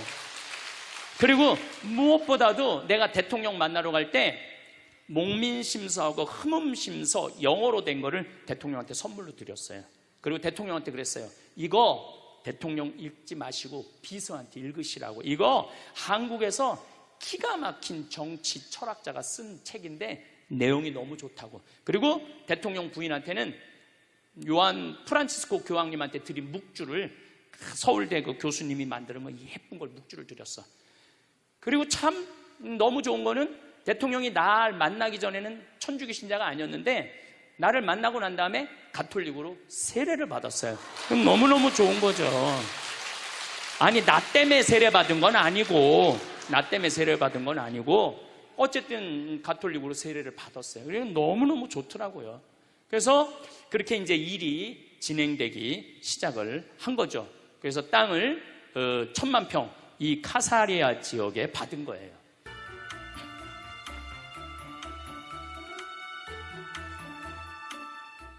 제가 대통령 만난 거 우리 평화방송에 같이 가서 찍은 거예요. 이 대통령의 착과 룽가 대통령께서 저렇게 아주 정성스럽게 들으시더라고요. 그래서 키도 엄청나게 커요. 그래서 제가 대통령 키가 너무 크다고 사진 찍을 때 내가 농담도 했죠. 요 땅에 내가 뒤꿈치를 올려도 되겠느냐고. 그랬더니 대통령이 너무너무 재밌어 하시더라고요. 모든 환경적인 프로그램이 다 들어가요. 이 안에 아주 매력적인 휴식처가 될 겁니다. 이 대수층이라고 지하에 물이 참 많아요. 지하에 물이 많은지는 조금 있다 왜 많은지 여러분들한테 보여드릴 거예요. 그래서 전 세계에서 1000만 평 정도 프로젝트를 갖고 있는 건 아마 이게 처음일 거예요. 아마 전 세계에서 1000마을은 이미 시작을 했습니다. 여의도만한, 요게 여의도만한 거, 여의도만한 거. 여기에 뭐 KBS 있고 국회의사당 있고 다 그렇듯이 여의도만한 거예요.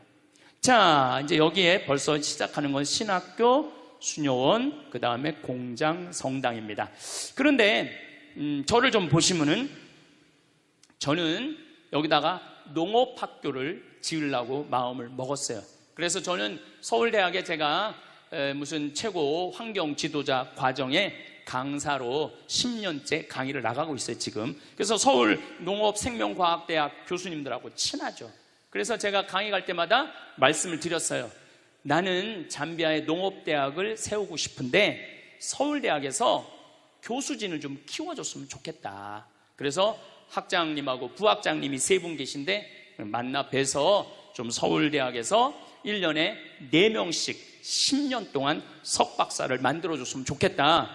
그랬더니 서울대학에서 좋다고. 그래갖고 벌써 잠비아에서 진짜 똑똑한 학생들, 뭐 한 3개 국어, 4개 국어 하는 학생들 지금 데려다 벌써 서울대학에서 공부하고 있어요.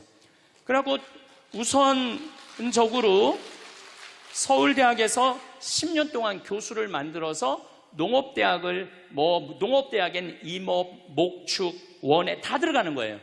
그걸 하려고 이제 마음을 먹었는데 은돌락 교구 주교님이 날 찾아왔어요. 잠비아는 우리나라보다 7배 큰 나라지만은 인구는 1,500만 명이에요. 그 중에 가톨릭 신자가 500만 명이에요. 근데 주교님이 날 찾아와갖고 우리나라 한국교회가 가톨릭 신자가 몇 명이에요? 500만 명이잖아요. 근데 신학교가 몇 개 있어요? 6개 있잖아요. 근데 거긴 신학교가 하나도 없다는 거예요. 제대로 된 기숙사 하나가 없다는 거예요. 그래서 일반 대학에서 1, 2학년 철학과하고 3, 4학년을 무슨 수도에서 하고 5, 6, 7학년만 기숙사에서 하는데 이게 신학교 교육은 그렇게 하면 안 되거든요.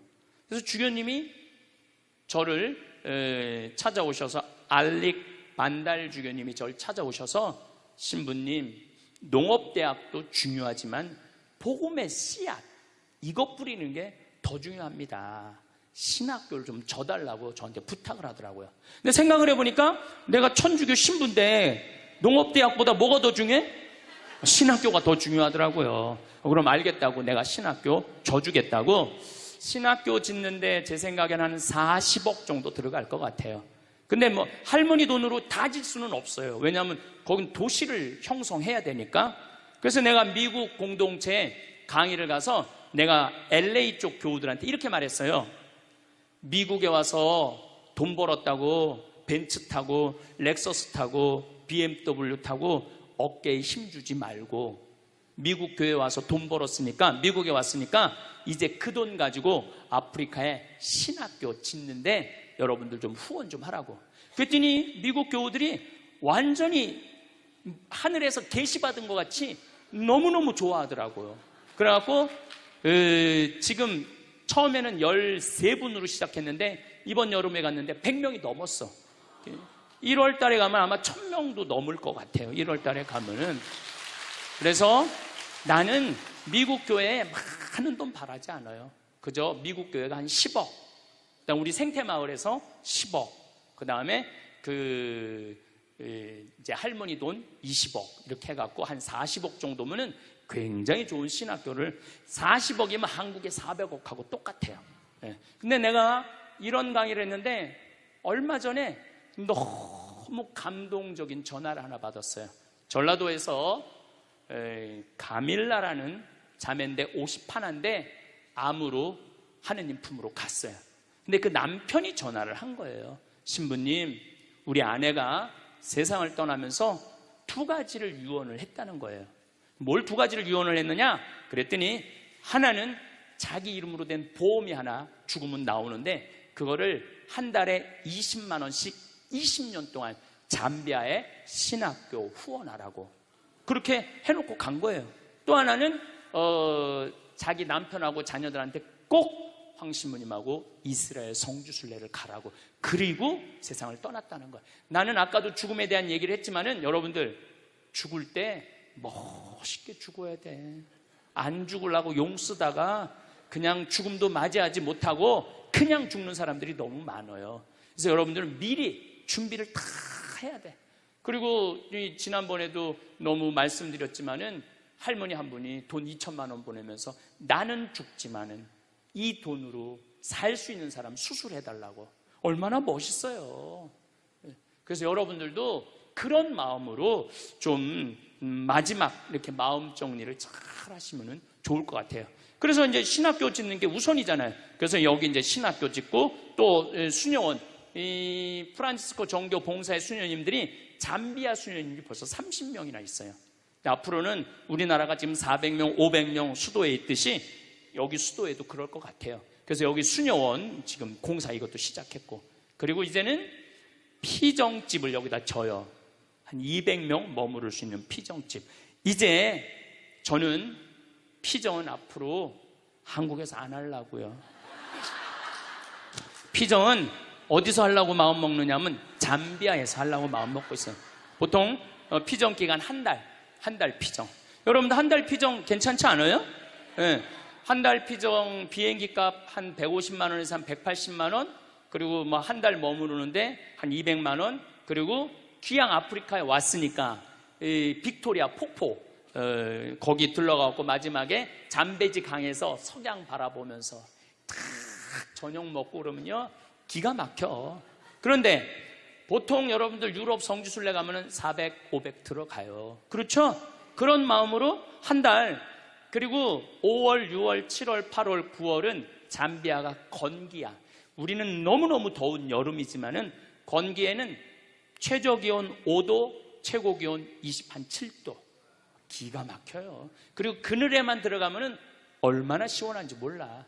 그래서 낮에는 좀 벽돌 공장에 가서 벽돌도 좀 찍고, 기와 공장에 가서 기와도 좀 찍고, 일도 좀 하고, 오후에는 내강의 하나 듣고, 밤에는 떼제 찬양기도 하고, 그리고 해주는 밥 한 달 동안 먹으면서 인생 한번 정리하는 것도 내가 보기에는 좋을 것 같아요.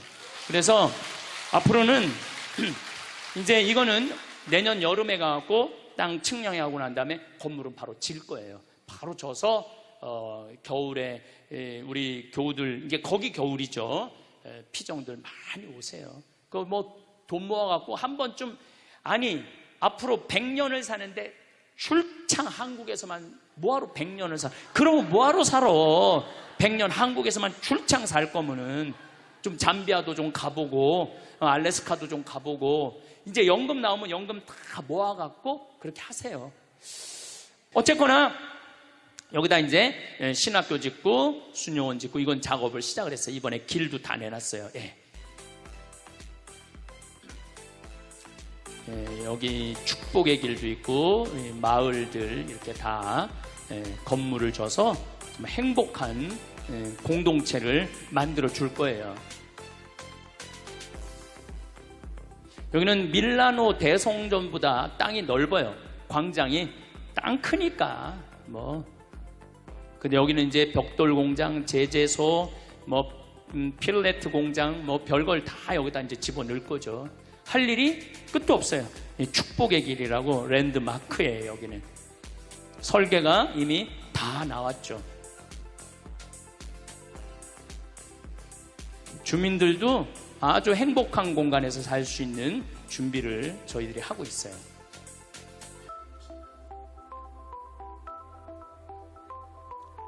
별이 얼마나 많은지 몰라요. 별이 무슨 원통 속에 들어와 있는 것 같아. 그래서 가시면은 별 구경도 원도 한도 없이 하실 수 있어요. 이게 축복의 길이에요. 자, 이게 우리 랜드마크인데 그 도시 한가운데 중앙 도로야. 근데 도로 넓이가 몇 메타냐면 100m. 33개 차선. 광화문 광장이 80m예요. 내가 가서 재봤어요. 광화문 광장이 80m인데 우리 이코 시티 카사리아는 100m야. 근데 여기 3개 차선을 도로로 만드는 게 아니야. 이 33개 차선에 전부 아프리카에 있는 모든 나무는 다 갖다 심을 거예요. 그래서 여기 1.5km만 산책을 하면은 아프리카를 완전히 느낄 수 있도록. 그리고 아프리카는 나무가 우리가 생각하는 것 이상으로 어마어마하게 커요. 기가 막히고 아름다운 나무들이 너무너무 많아요. 그래서 여러분들 이제 피정 가면은 전부 다 분갈이하고 저 포토에다가 나무 씌놓고 이 일 끝도 없어. 그러니까 한 달 동안 피정 가도 아마 한 달 갖고 모자랄 거예요. 네.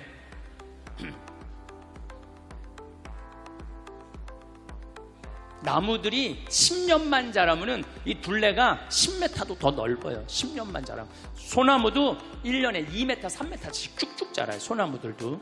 네. 이제 이 밀라노 광장보다도 높은.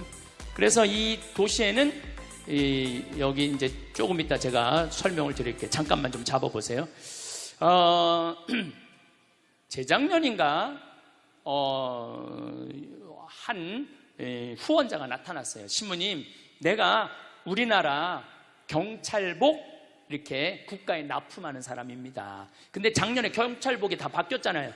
바뀌었는데 자기네들이 납품하려고 해놓은 경찰복 4,000벌이 그냥 있는 거야. 그래갖고 그 베이지색 경찰복이 참 예쁘잖아요. 그래갖고 하복, 돈복, 잠바까지 싹 어디 처리할 수가 없는 거야. 그래서 우리한테 기증을 했어요. 그 잠비아에 벌써 보내놨어. 그래갖고 잠비아에 있는 직원들은 이제 우리 잠비아 사람들은 전부 다 그거 입혀갖고 여기 싹 이제 내가 데리고 다닐 거예요. 여기 명찰도 다 해주고. 그리고 여기는 이제 옷도 멋있게, 이 도시 안에 사는 사람들은 옷도 멋있게. 그래서 우리 이 카사리아 이코시티에 들어와 있는 직원들도 옷도 정복으로 다 입혀놓고 여자 직원들도 기가 막히게 해서, 야, 아프리카는 더럽고 지저분하고 헐벗은 데가 아니라 너무 매력적이고 너무 신비하고 너무 깨끗한 대륙이고 행복의 대륙이라는 걸 저는 꼭 보여주고 싶어요. 예.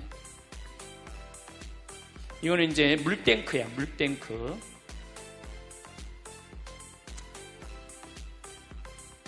참 신나는 일이죠. 흥분되는 얘기. 이게 자카란다라는 꽃나무인데 보라색인데 피면은 기가 막혀요. 예. 요 잠깐 좀 이 석양도 참 아름답고, 예. 가봐야 돼. 여기서 백날 설명해봐야 소용이 없어요. 자, 잠깐 잡아보세요. 자, 어떻게 저런 설계가 나왔느냐. 한 2년 전인가 3년 전에 안동교구 신부님이 전화가 왔어요. 우리 조카가 서울시립대학 도시공학과 건축학과 교수인데 황 신부님을 꼭 만나고 싶다고. 그래서 교수님을 만났는데 김정빈 비아라는 교수인데 이 교수님이 무슨 책임자냐면 노들섬 개발 총책임자야. 노들섬 서울 아시죠? 이제 서울시에서 이제 개발을 이제 시작할 거예요. 그 대단한 기업에서 10개 회사가 프로젝트에 참가를 했는데 이 교수하고 그 대학원생들이 낸 프로젝트가 선택이 된 거야. 근데 이거를 좀 하고 싶은데 이게 막 용기도 없고 자신감이 없는데 내가 환경에 관련된 신부니까 저 신부님한테 가서 좀 자문을 구하면은 내가 용기를 얻겠다. 그리고 날 찾아온 거예요. 그래서 쭉 노들섬에 가보니까 여러분들 노들섬이 앞으로 개발되면은요 서울의 꽃이야. 서울의 몽마르트가 될 거야. 거기가 서울에 기가 막히더라고. 거기 섬에 딱 들어가 보면은 63 빌딩부터 서울의 모든 심지어서 저 롯데 타워까지 한눈에 다 보여. 정말 좋더라고요. 근데 이제 그 교수님이 날 이렇게 찾아왔는데 내가 그 교수 이렇게 들어보니까 두바이 신도시를 설계를 했더라고요. 두바이 신도시를. 그래갖고 그 교수가 나를 찾은 게 아니라 하느님이 그 교수를 나한테 보내준 거야. 그래서 이 노들섬이 중요한 게 아니다. 지금 잠비아에 내가 카사리아에 노들섬은 4만 평이라는데 내가 1000만 평 개발을 하고 있다. 나를 좀 도와줘라. 그랬더니 이 교수님이 신부님 정말로 하느님께서 저를 신부님한테 보낸 것 같다고. 그래서 이 모든 거는 서울시립대학 도시공학과 김정빈 교수가 책임을 지고 진행을 하는 거예요. 그런데 그 밑에 김용계 건축가라고 있는데 이분은 한국분이 아니에요. 캐나다 분이야. 근데 이분이 얼마나 유명한 분이냐 하면은 요한 바오로 2세 교황께서 캐나다에 방문을 했을 때 제대 설계를 담당하신 분이야. 캐나다가 거의 가톨릭 국가거든요. 그러니까 얼마나 쟁쟁한 건축가가 많겠어. 근데 이 김용계 건축가 이 선생님이 한 게 선정이 된 거야. 이 세계적인 건축가죠. 그래서 잠비아는 그냥 하는 게 아니라 정말로 세계적인 건축가들이 프로젝트를 참여하고 있는 거예요. 그래서 얼마나 내가 신바람이 나는지 몰라요. 자, 봅시다. 플레이. 자, 잡아보세요. 이게 이제 우리가 받은 땅이야. 이 땅에 이번 여름에 이제 측량을 이제 건물을 지려면 측량을 해야 되잖아요.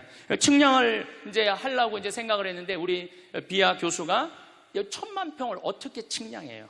그래서 잠비아 연락했대. 측량 기계 있냐고. 그러니까 자기네들은 그런 거 없대. 그 뭐가 있냐고 그러니까 200m짜리 줄자 하나 있다는 거. 200m짜리 줄자. 우리 카사리아에 있는 땅 크기가 얼마냐면은 한쪽 면 길이가 10km야. 10km인데 줄자로 어떻게 해? 그래갖고 이제 이 교수님이 이제 이번 여름에 나하고 같이 가서 측량을 해야 되는데 어느 건축가 교수들 모임에 가갖고 신부님 모시고 잠비아에 측량을 하러 가야 되는데 땅이 1000만 평인데 어떻게 하면 좋은지 모르겠다고 그랬더니 술이 잔뜩 취한 교수가 그러더래요. 드론으로 하라고. 드론으로. 요즘 드론 좋은데. 그 생각을 해보니까 드론이 되겠더라고. 그래갖고 가서 조사를 해보니까 지금은 인공위성 GPS를 이용해갖고 위도 경도만 찍고 저 설계도 나온 거 있잖아요. 그것만 딱 찍어놓으면 정확하게 가서 쓰는 거야. 그래서 이 드론이 하늘에서 지금 우리 땅을 찍는 거예요. 그리고 여기 동네에 카사리아라는 이게 숲이에요. 이 동네는 학교가 없어요. 얘네들이 이 동네 애들인데 우리를 보고 화이트라고 그래요. 화이트. 그냥 어느 날 그냥 화이트들이 와갖고 막 비행기가 막 날아다니고 그래갖고 얼마나 얘네들 심심해. 하루 종일 따라다니는 거 우리를. 보세요. 이게 건기인데 제가 8월 달에 갔으면 건기야. 4월, 5월, 6월, 7월, 8월, 9월, 10월까지 비 한 방울이 안 와요. 비 한 방울이. 그런데도 이 강이 한 10m 정도 넓이가 되는데 한 1.5m 되도록 물이 얼마나 유량이 많은지 몰라요. 이 정도 강물이면은 1000만 평에 주민들 먹을 물 다 되고 그 다음에 농사물도 다 돼요. 그러니까 우리가 아프리카 하면은 메마르고 뭐 거칠고 물 없다고 그러는데 그 우리가 잘못 알고 있는 거예요. 보세요. 예, 또 아주 잘 나와 있어요. 나무들이 얼마나 큰지 몰라요. 나무들이 저렇게 커요. 자, 여기 강물이야, 강물. 이렇게 많이 흘러요, 강물이. 예, 맑죠? 당연히 맑죠. 이렇게 많은 물이 흘러요. 예, 잡아보세요. 그래서 저는 제가 환경공학을 이제 해고 수질을 내가 공부를 했어요. 예, 물이라는 거는 활용만 잘하면은 예술이야, 예술. 그래서 이 물을 저 한 10km까지 끌어올려서 온 도시에 수로를 다 해놓을 생각이에요. 수로를 다 해놓으면은 얼마든지 여기는 산모작이 가능해요. 그래서 뭐 야자, 뭐 모링가, 커피, 여기가 해발 1500m거든요. 뭐 커피, 뭐 할 거 없이 기가 막히게 농사를 지을 수가 있어요. 그래서 여기 계신 분들 혹시 재수 없이 100살까지 사는 분들은 한국에서 살지 말고 잠비아에 가갖고 유럽이나 미국 사람들은 은퇴하고 2년 내지 3년 동안 잠비아나 아프리카에서 봉사활동하고 돌아가는 분들이 많아요.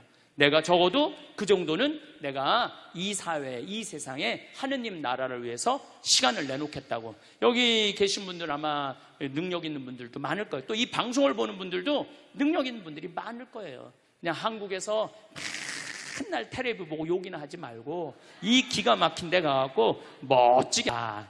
내가 너무너무 이 잠비아에 갖고 안타까운 게 뭐냐면은 이 기가 막힌 숲이 있는데 전부 그거를 잘라갖고 숯을 만드는 거, 숯.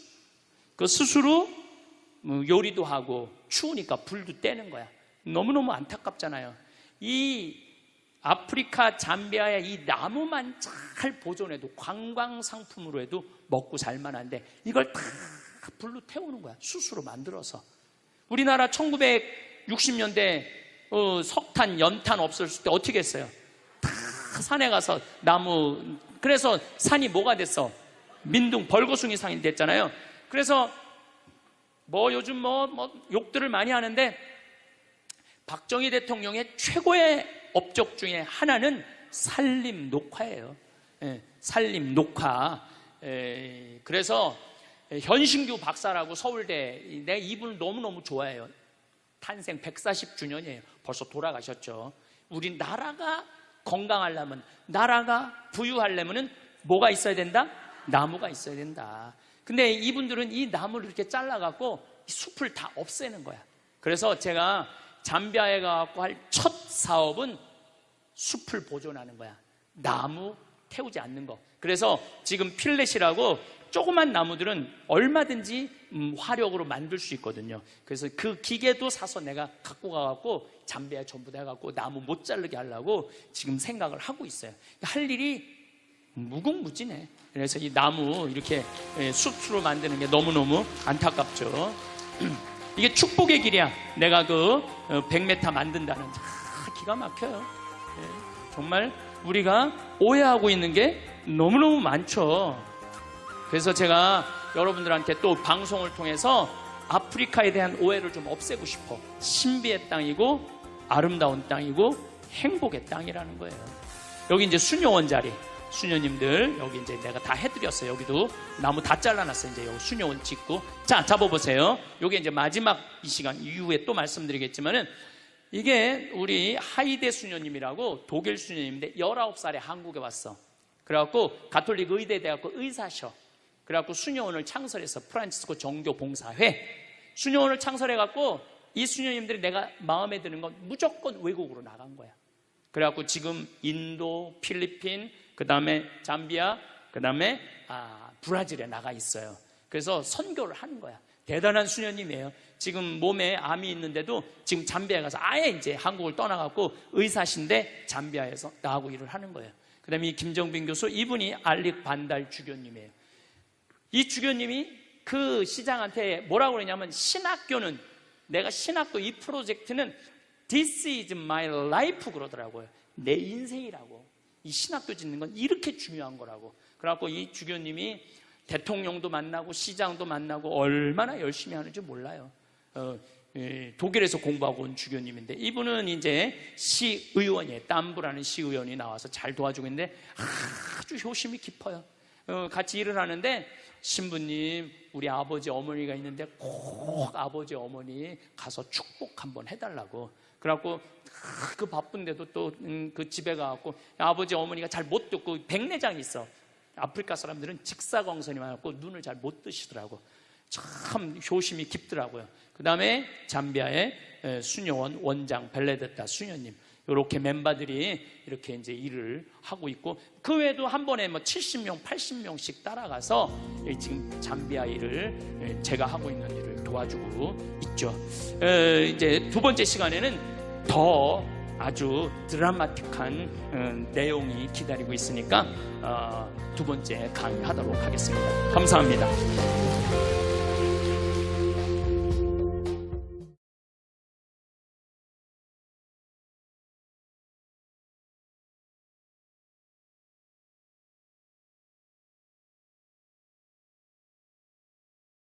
(70대는) 노화와 정면으로 맞붙을 수 있는 마지막 시간입니다. 이 시기를 어떻게 보내느냐에 따라 80대, 90대의 삶의 질이 완전히 달라집니다. 인생 100세 시대라는 말이 이제는 낯설지 않습니다. 실제로 여성은 90대까지 사는 것이 자연스러운 시대가 되었고, 의학의 발전 속도를 보면 100세는 더 이상 꿈이 아닙니다. 그런데 문제는 수명이 늘어난다는 것과 건강하게 산다는 것은 전혀 다른 이야기라는 점입니다. 건강 수명은 아직 75세에도 미치지 못하고 있습니다. 70대를 잘 살지 못하면 오래 살더라도 긴 세월을 간병에 의존하며 보낼 수 있습니다. 저는 이제 늙음을 두 시기로 나누어야 한다고 생각합니다. 70대의 늙음과 싸우는 시기, 그리고 80대 이후에 늙음을 받아들이는 시기입니다. 이 두 시기를 구분하지 않으면 70대를 그냥 흘려보내게 됩니다. 그렇다면 70대의 노화를 늦추려면 어떻게 해야 할까요? 오늘은 책 70세가 노화의 갈림길에서 배운 실천법을 나눠드리겠습니다. 먼저 고기를 드세요. 나이가 들수록 행복 물질인 세로토닌이 줄어듭니다. 의욕이 떨어지고 우울한 감정이 자주 찾아오는 것은 단순한 성격 탓이 아닙니다. 세로토닌의 재료가 되는 트립토판이라는 아미노산이 가장 풍부하게 들어있는 식품이 바로 고기입니다. 늙을수록 육류를 멀리하는 분들이 많은데 오히려 반대로 생각하셔야 합니다. 콜레스테롤이 나쁘다는 인식도 한번 재고해 볼 필요가 있습니다. 서양인에게 맞는 이야기가 동양인에게 그대로 적용되지는 않습니다. 특히 테스토스테론은 의욕, 집중력, 타인에 대한 관심과 직결되어 있습니다. 남성 호르몬이 줄어들면 기운 없는 노인이 되기 쉽습니다. 고기는 그 감소를 늦추는 데 도움이 됩니다. 두 번째로, 절대로 완전히 은퇴하지 마세요. 70대에 단번에 늙어버리는 사람들에게는 공통점이 있습니다. 퇴직 직후부터 모든 활동을 멈춰버린다는 것입니다. 이제 좀 쉬고 싶다는 마음 충분히 이해합니다. 하지만 활동을 멈추는 순간 전두엽의 노화가 급격하게 찾아옵니다. 전두엽은 창의력, 공감 능력, 예상치 못한 상황에 대처하는 능력을 담당하는 곳입니다. 전두엽의 노화는 이미 40대부터 시작되지만 70대의 활동을 완전히 끊으면 그 속도가 눈에 띄게 빨라집니다. 일이라는 것이 꼭 돈을 버는 일일 필요는 없습니다. 작은 것이라도 사회에 기여하는 일, 가치를 느낄 수 있는 역할이 있다면 그것이 노화를 늦추는 가장 강력한 보약입니다. 현역 의식을 잃지 않는 것, 그것이 핵심입니다. 80세의 치매가 진행되어 대화가 어려운 사람이 있는 반면 같은 나이에 지적 활동을 이어가고 훌륭한 연설을 하는 사람도 있습니다. 그 차이는 유전이 아니라 70대를 어떻게 보냈느냐에 달려 있습니다. 세 번째로, 운전면허를 서둘러 반납하지 마세요. 고령 운전이 위험하다는 인식이 널리 퍼져 있지만 실제 교통사고 통계를 보면 가장 사고를 많이 내는 연령대는 16세에서 19세, 그 다음이 20세에서 24세입니다. 언론 보도가 만들어낸 편견과 실제 데이터 사이에는 상당한 차이가 있습니다. 스스로 운전할 수 있다는 것은 자립의 상징이기도 합니다. 네 번째로, 참지도 말고 무리하지도 마세요. 나이가 들면 몸 안에 병의 씨앗을 품고 살아가는 것이 자연스러운 일입니다. 그 씨앗이 언제 싹을 틔울지는 아무도 모릅니다. 오늘 건강하던 사람이 내일 환자가 되는 것이 노년입니다. 60대까지는 소식, 저염식, 기름진 음식 자제가 도움이 됩니다. 하지만 80세를 앞두고 있다면 이야기가 달라집니다. 몸이 당기는 음식은 몸이 필요로 한다는 신호입니다. 먹고 싶다는 욕구를 억누르는 것이 이 나이에는 오히려 독이 될 수 있습니다. 5번째로 햇볕을 쬐세요. 하루에 한 번 짧은 산책만으로도 충분합니다. 햇볕은 세로토닌 생성을 돕고 밤에는 멜라토닌으로 전환되어 숙면을 유도합니다. 의욕 저하를 막는데 이만큼 간단하고 확실한 방법은 없습니다. 6번째로 느슨하게 몸을 움직이세요. 격렬한 운동이 능사가 아닙니다. 엘리베이터 대신 계단을 이용하고 천천히 걷는 것만으로도 충분히 유익합니다. 젊었을 때부터 해온 골프나 테니스가 있다면 계속 이어가세요. 익숙한 움직임을 유지하는 것이 기력 유지에 훨씬 효과적입니다. 매일 아침 자리에서 일어나기가 힘드신가요? 속이 더부룩하거나 배에서 소리가 나지는 않나요? 자극적인 음식이 유독 당기시지는 않나요? 이 중 하나라도 해당된다면 지금이 면역력을 돌아볼 때입니다. 면역력이란 몸이 세균이나 바이러스를 스스로 이겨내는 힘입니다. 구내염처럼 사소해 보이는 증상도 면역력과 무관하지 않습니다. 많은 분들이 이 면역력을 유전이나 타고난 체질의 문제로 여기지만 실제로 면역력을 결정하는 것은 몸의 환경, 즉 생활 습관입니다. 오늘은 책 완전 면역을 통해 배운 내용도 함께 나눠드리겠습니다. 배달 음식이 늘어난 이후로 우리 몸은 조용히 지쳐가고 있습니다. 2020년 식품위생법 위반 사례는 전년 대비 12배나 급증했습니다. 배달 음식 안에 어떤 첨가물이 얼마나 들어있는지 소비자가 직접 확인하는 것은 사실상 불가능합니다. 집에서 아무리 공들여 튀겨도 배달 치킨처럼 시간이 지나도 바삭한 튀김은 만들 수 없습니다. 그 비결이 바로 폴리인산 나트륨 같은 첨가물입니다. 밀가루에 넣으면 면발이 탱탱해지고 단무지에 넣으면 색깔이 오래 유지됩니다. 문제는 이러한 첨가물이 산도 조절제라는 이름으로 표기된다는 점입니다. 구연산, 사과산, 인산염, 염산, 푸마르산 등 5가지 이상의 화학물질이 그 안에 포함될 수 있지만 성분표에는 그냥 산도 조절제 하나로만 적힙니다.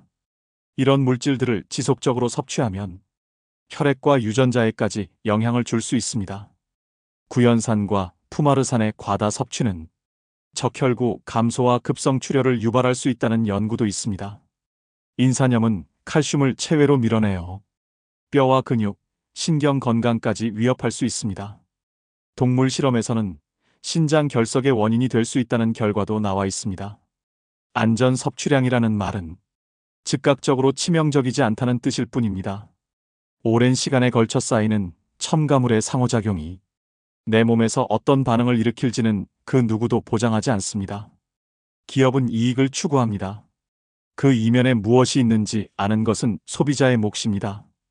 편리함의 대가로 질병을 얻는 선택을 우리는 매일 하고 있는지도 모릅니다.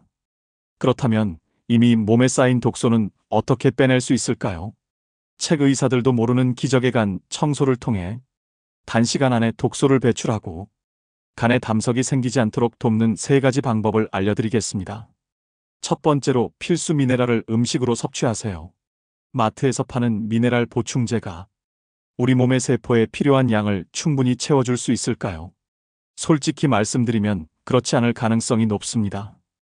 유기농으로 재배된 푸른 잎채소, 양배추, 당근, 브로콜리, 시금치, 호박에는 칼슘, 칼륨, 마그네슘이 풍부하게 들어 있습니다.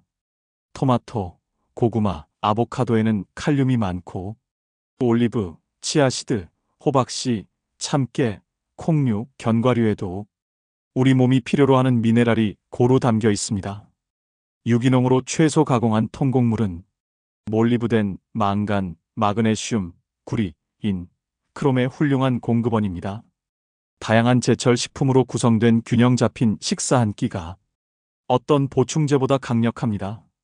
히말라야 소금은 일반 천일염보다 미량 원소가 훨씬 풍부합니다. 식단에 자연스러운 맛과 풍미를 더해주는 좋은 선택입니다. 두 번째로 정제하지 않은 천일염을 사용하세요.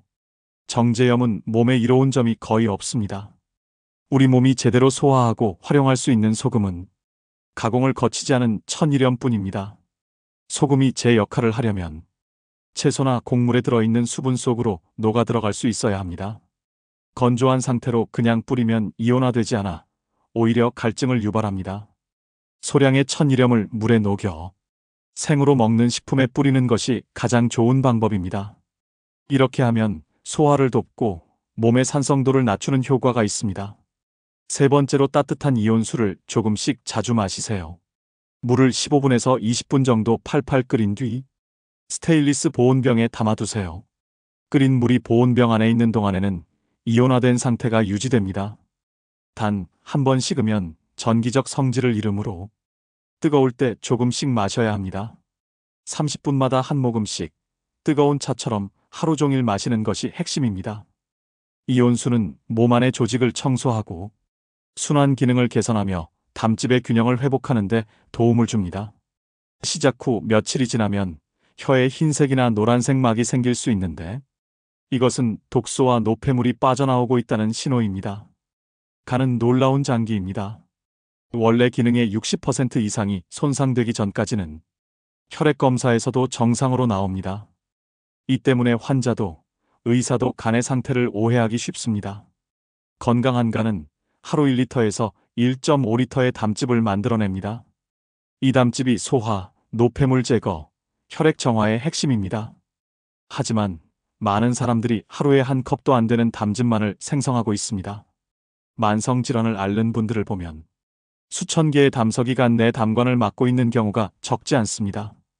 담석은 피부로도 확인할 수 있습니다. 눈썹 사이 세로 주름이 깊고 선명하다면 간에 담석이 많이 쌓여 있다는 신호일 수 있습니다. 잡티, 피부 건조, 과도한 번들거림, 깊은 주름도 간 기능 이상과 관련이 있는 경우가 많습니다. 몇 차례의 간 청소를 통해 담석을 제거하고 균형 잡힌 식습관을 유지하면 오래된 알레르기가 줄어들거나 만성 요통이 사라지는 경험을 하는 분들도 있습니다. 간을 살리는 것, 그것이 건강 회복의 가장 근본적인 출발점입니다. 70대에 이긴 습관이 이후의 삶을 결정합니다. 지금 이 순간부터 시작하셔도 결코 늦지 않습니다.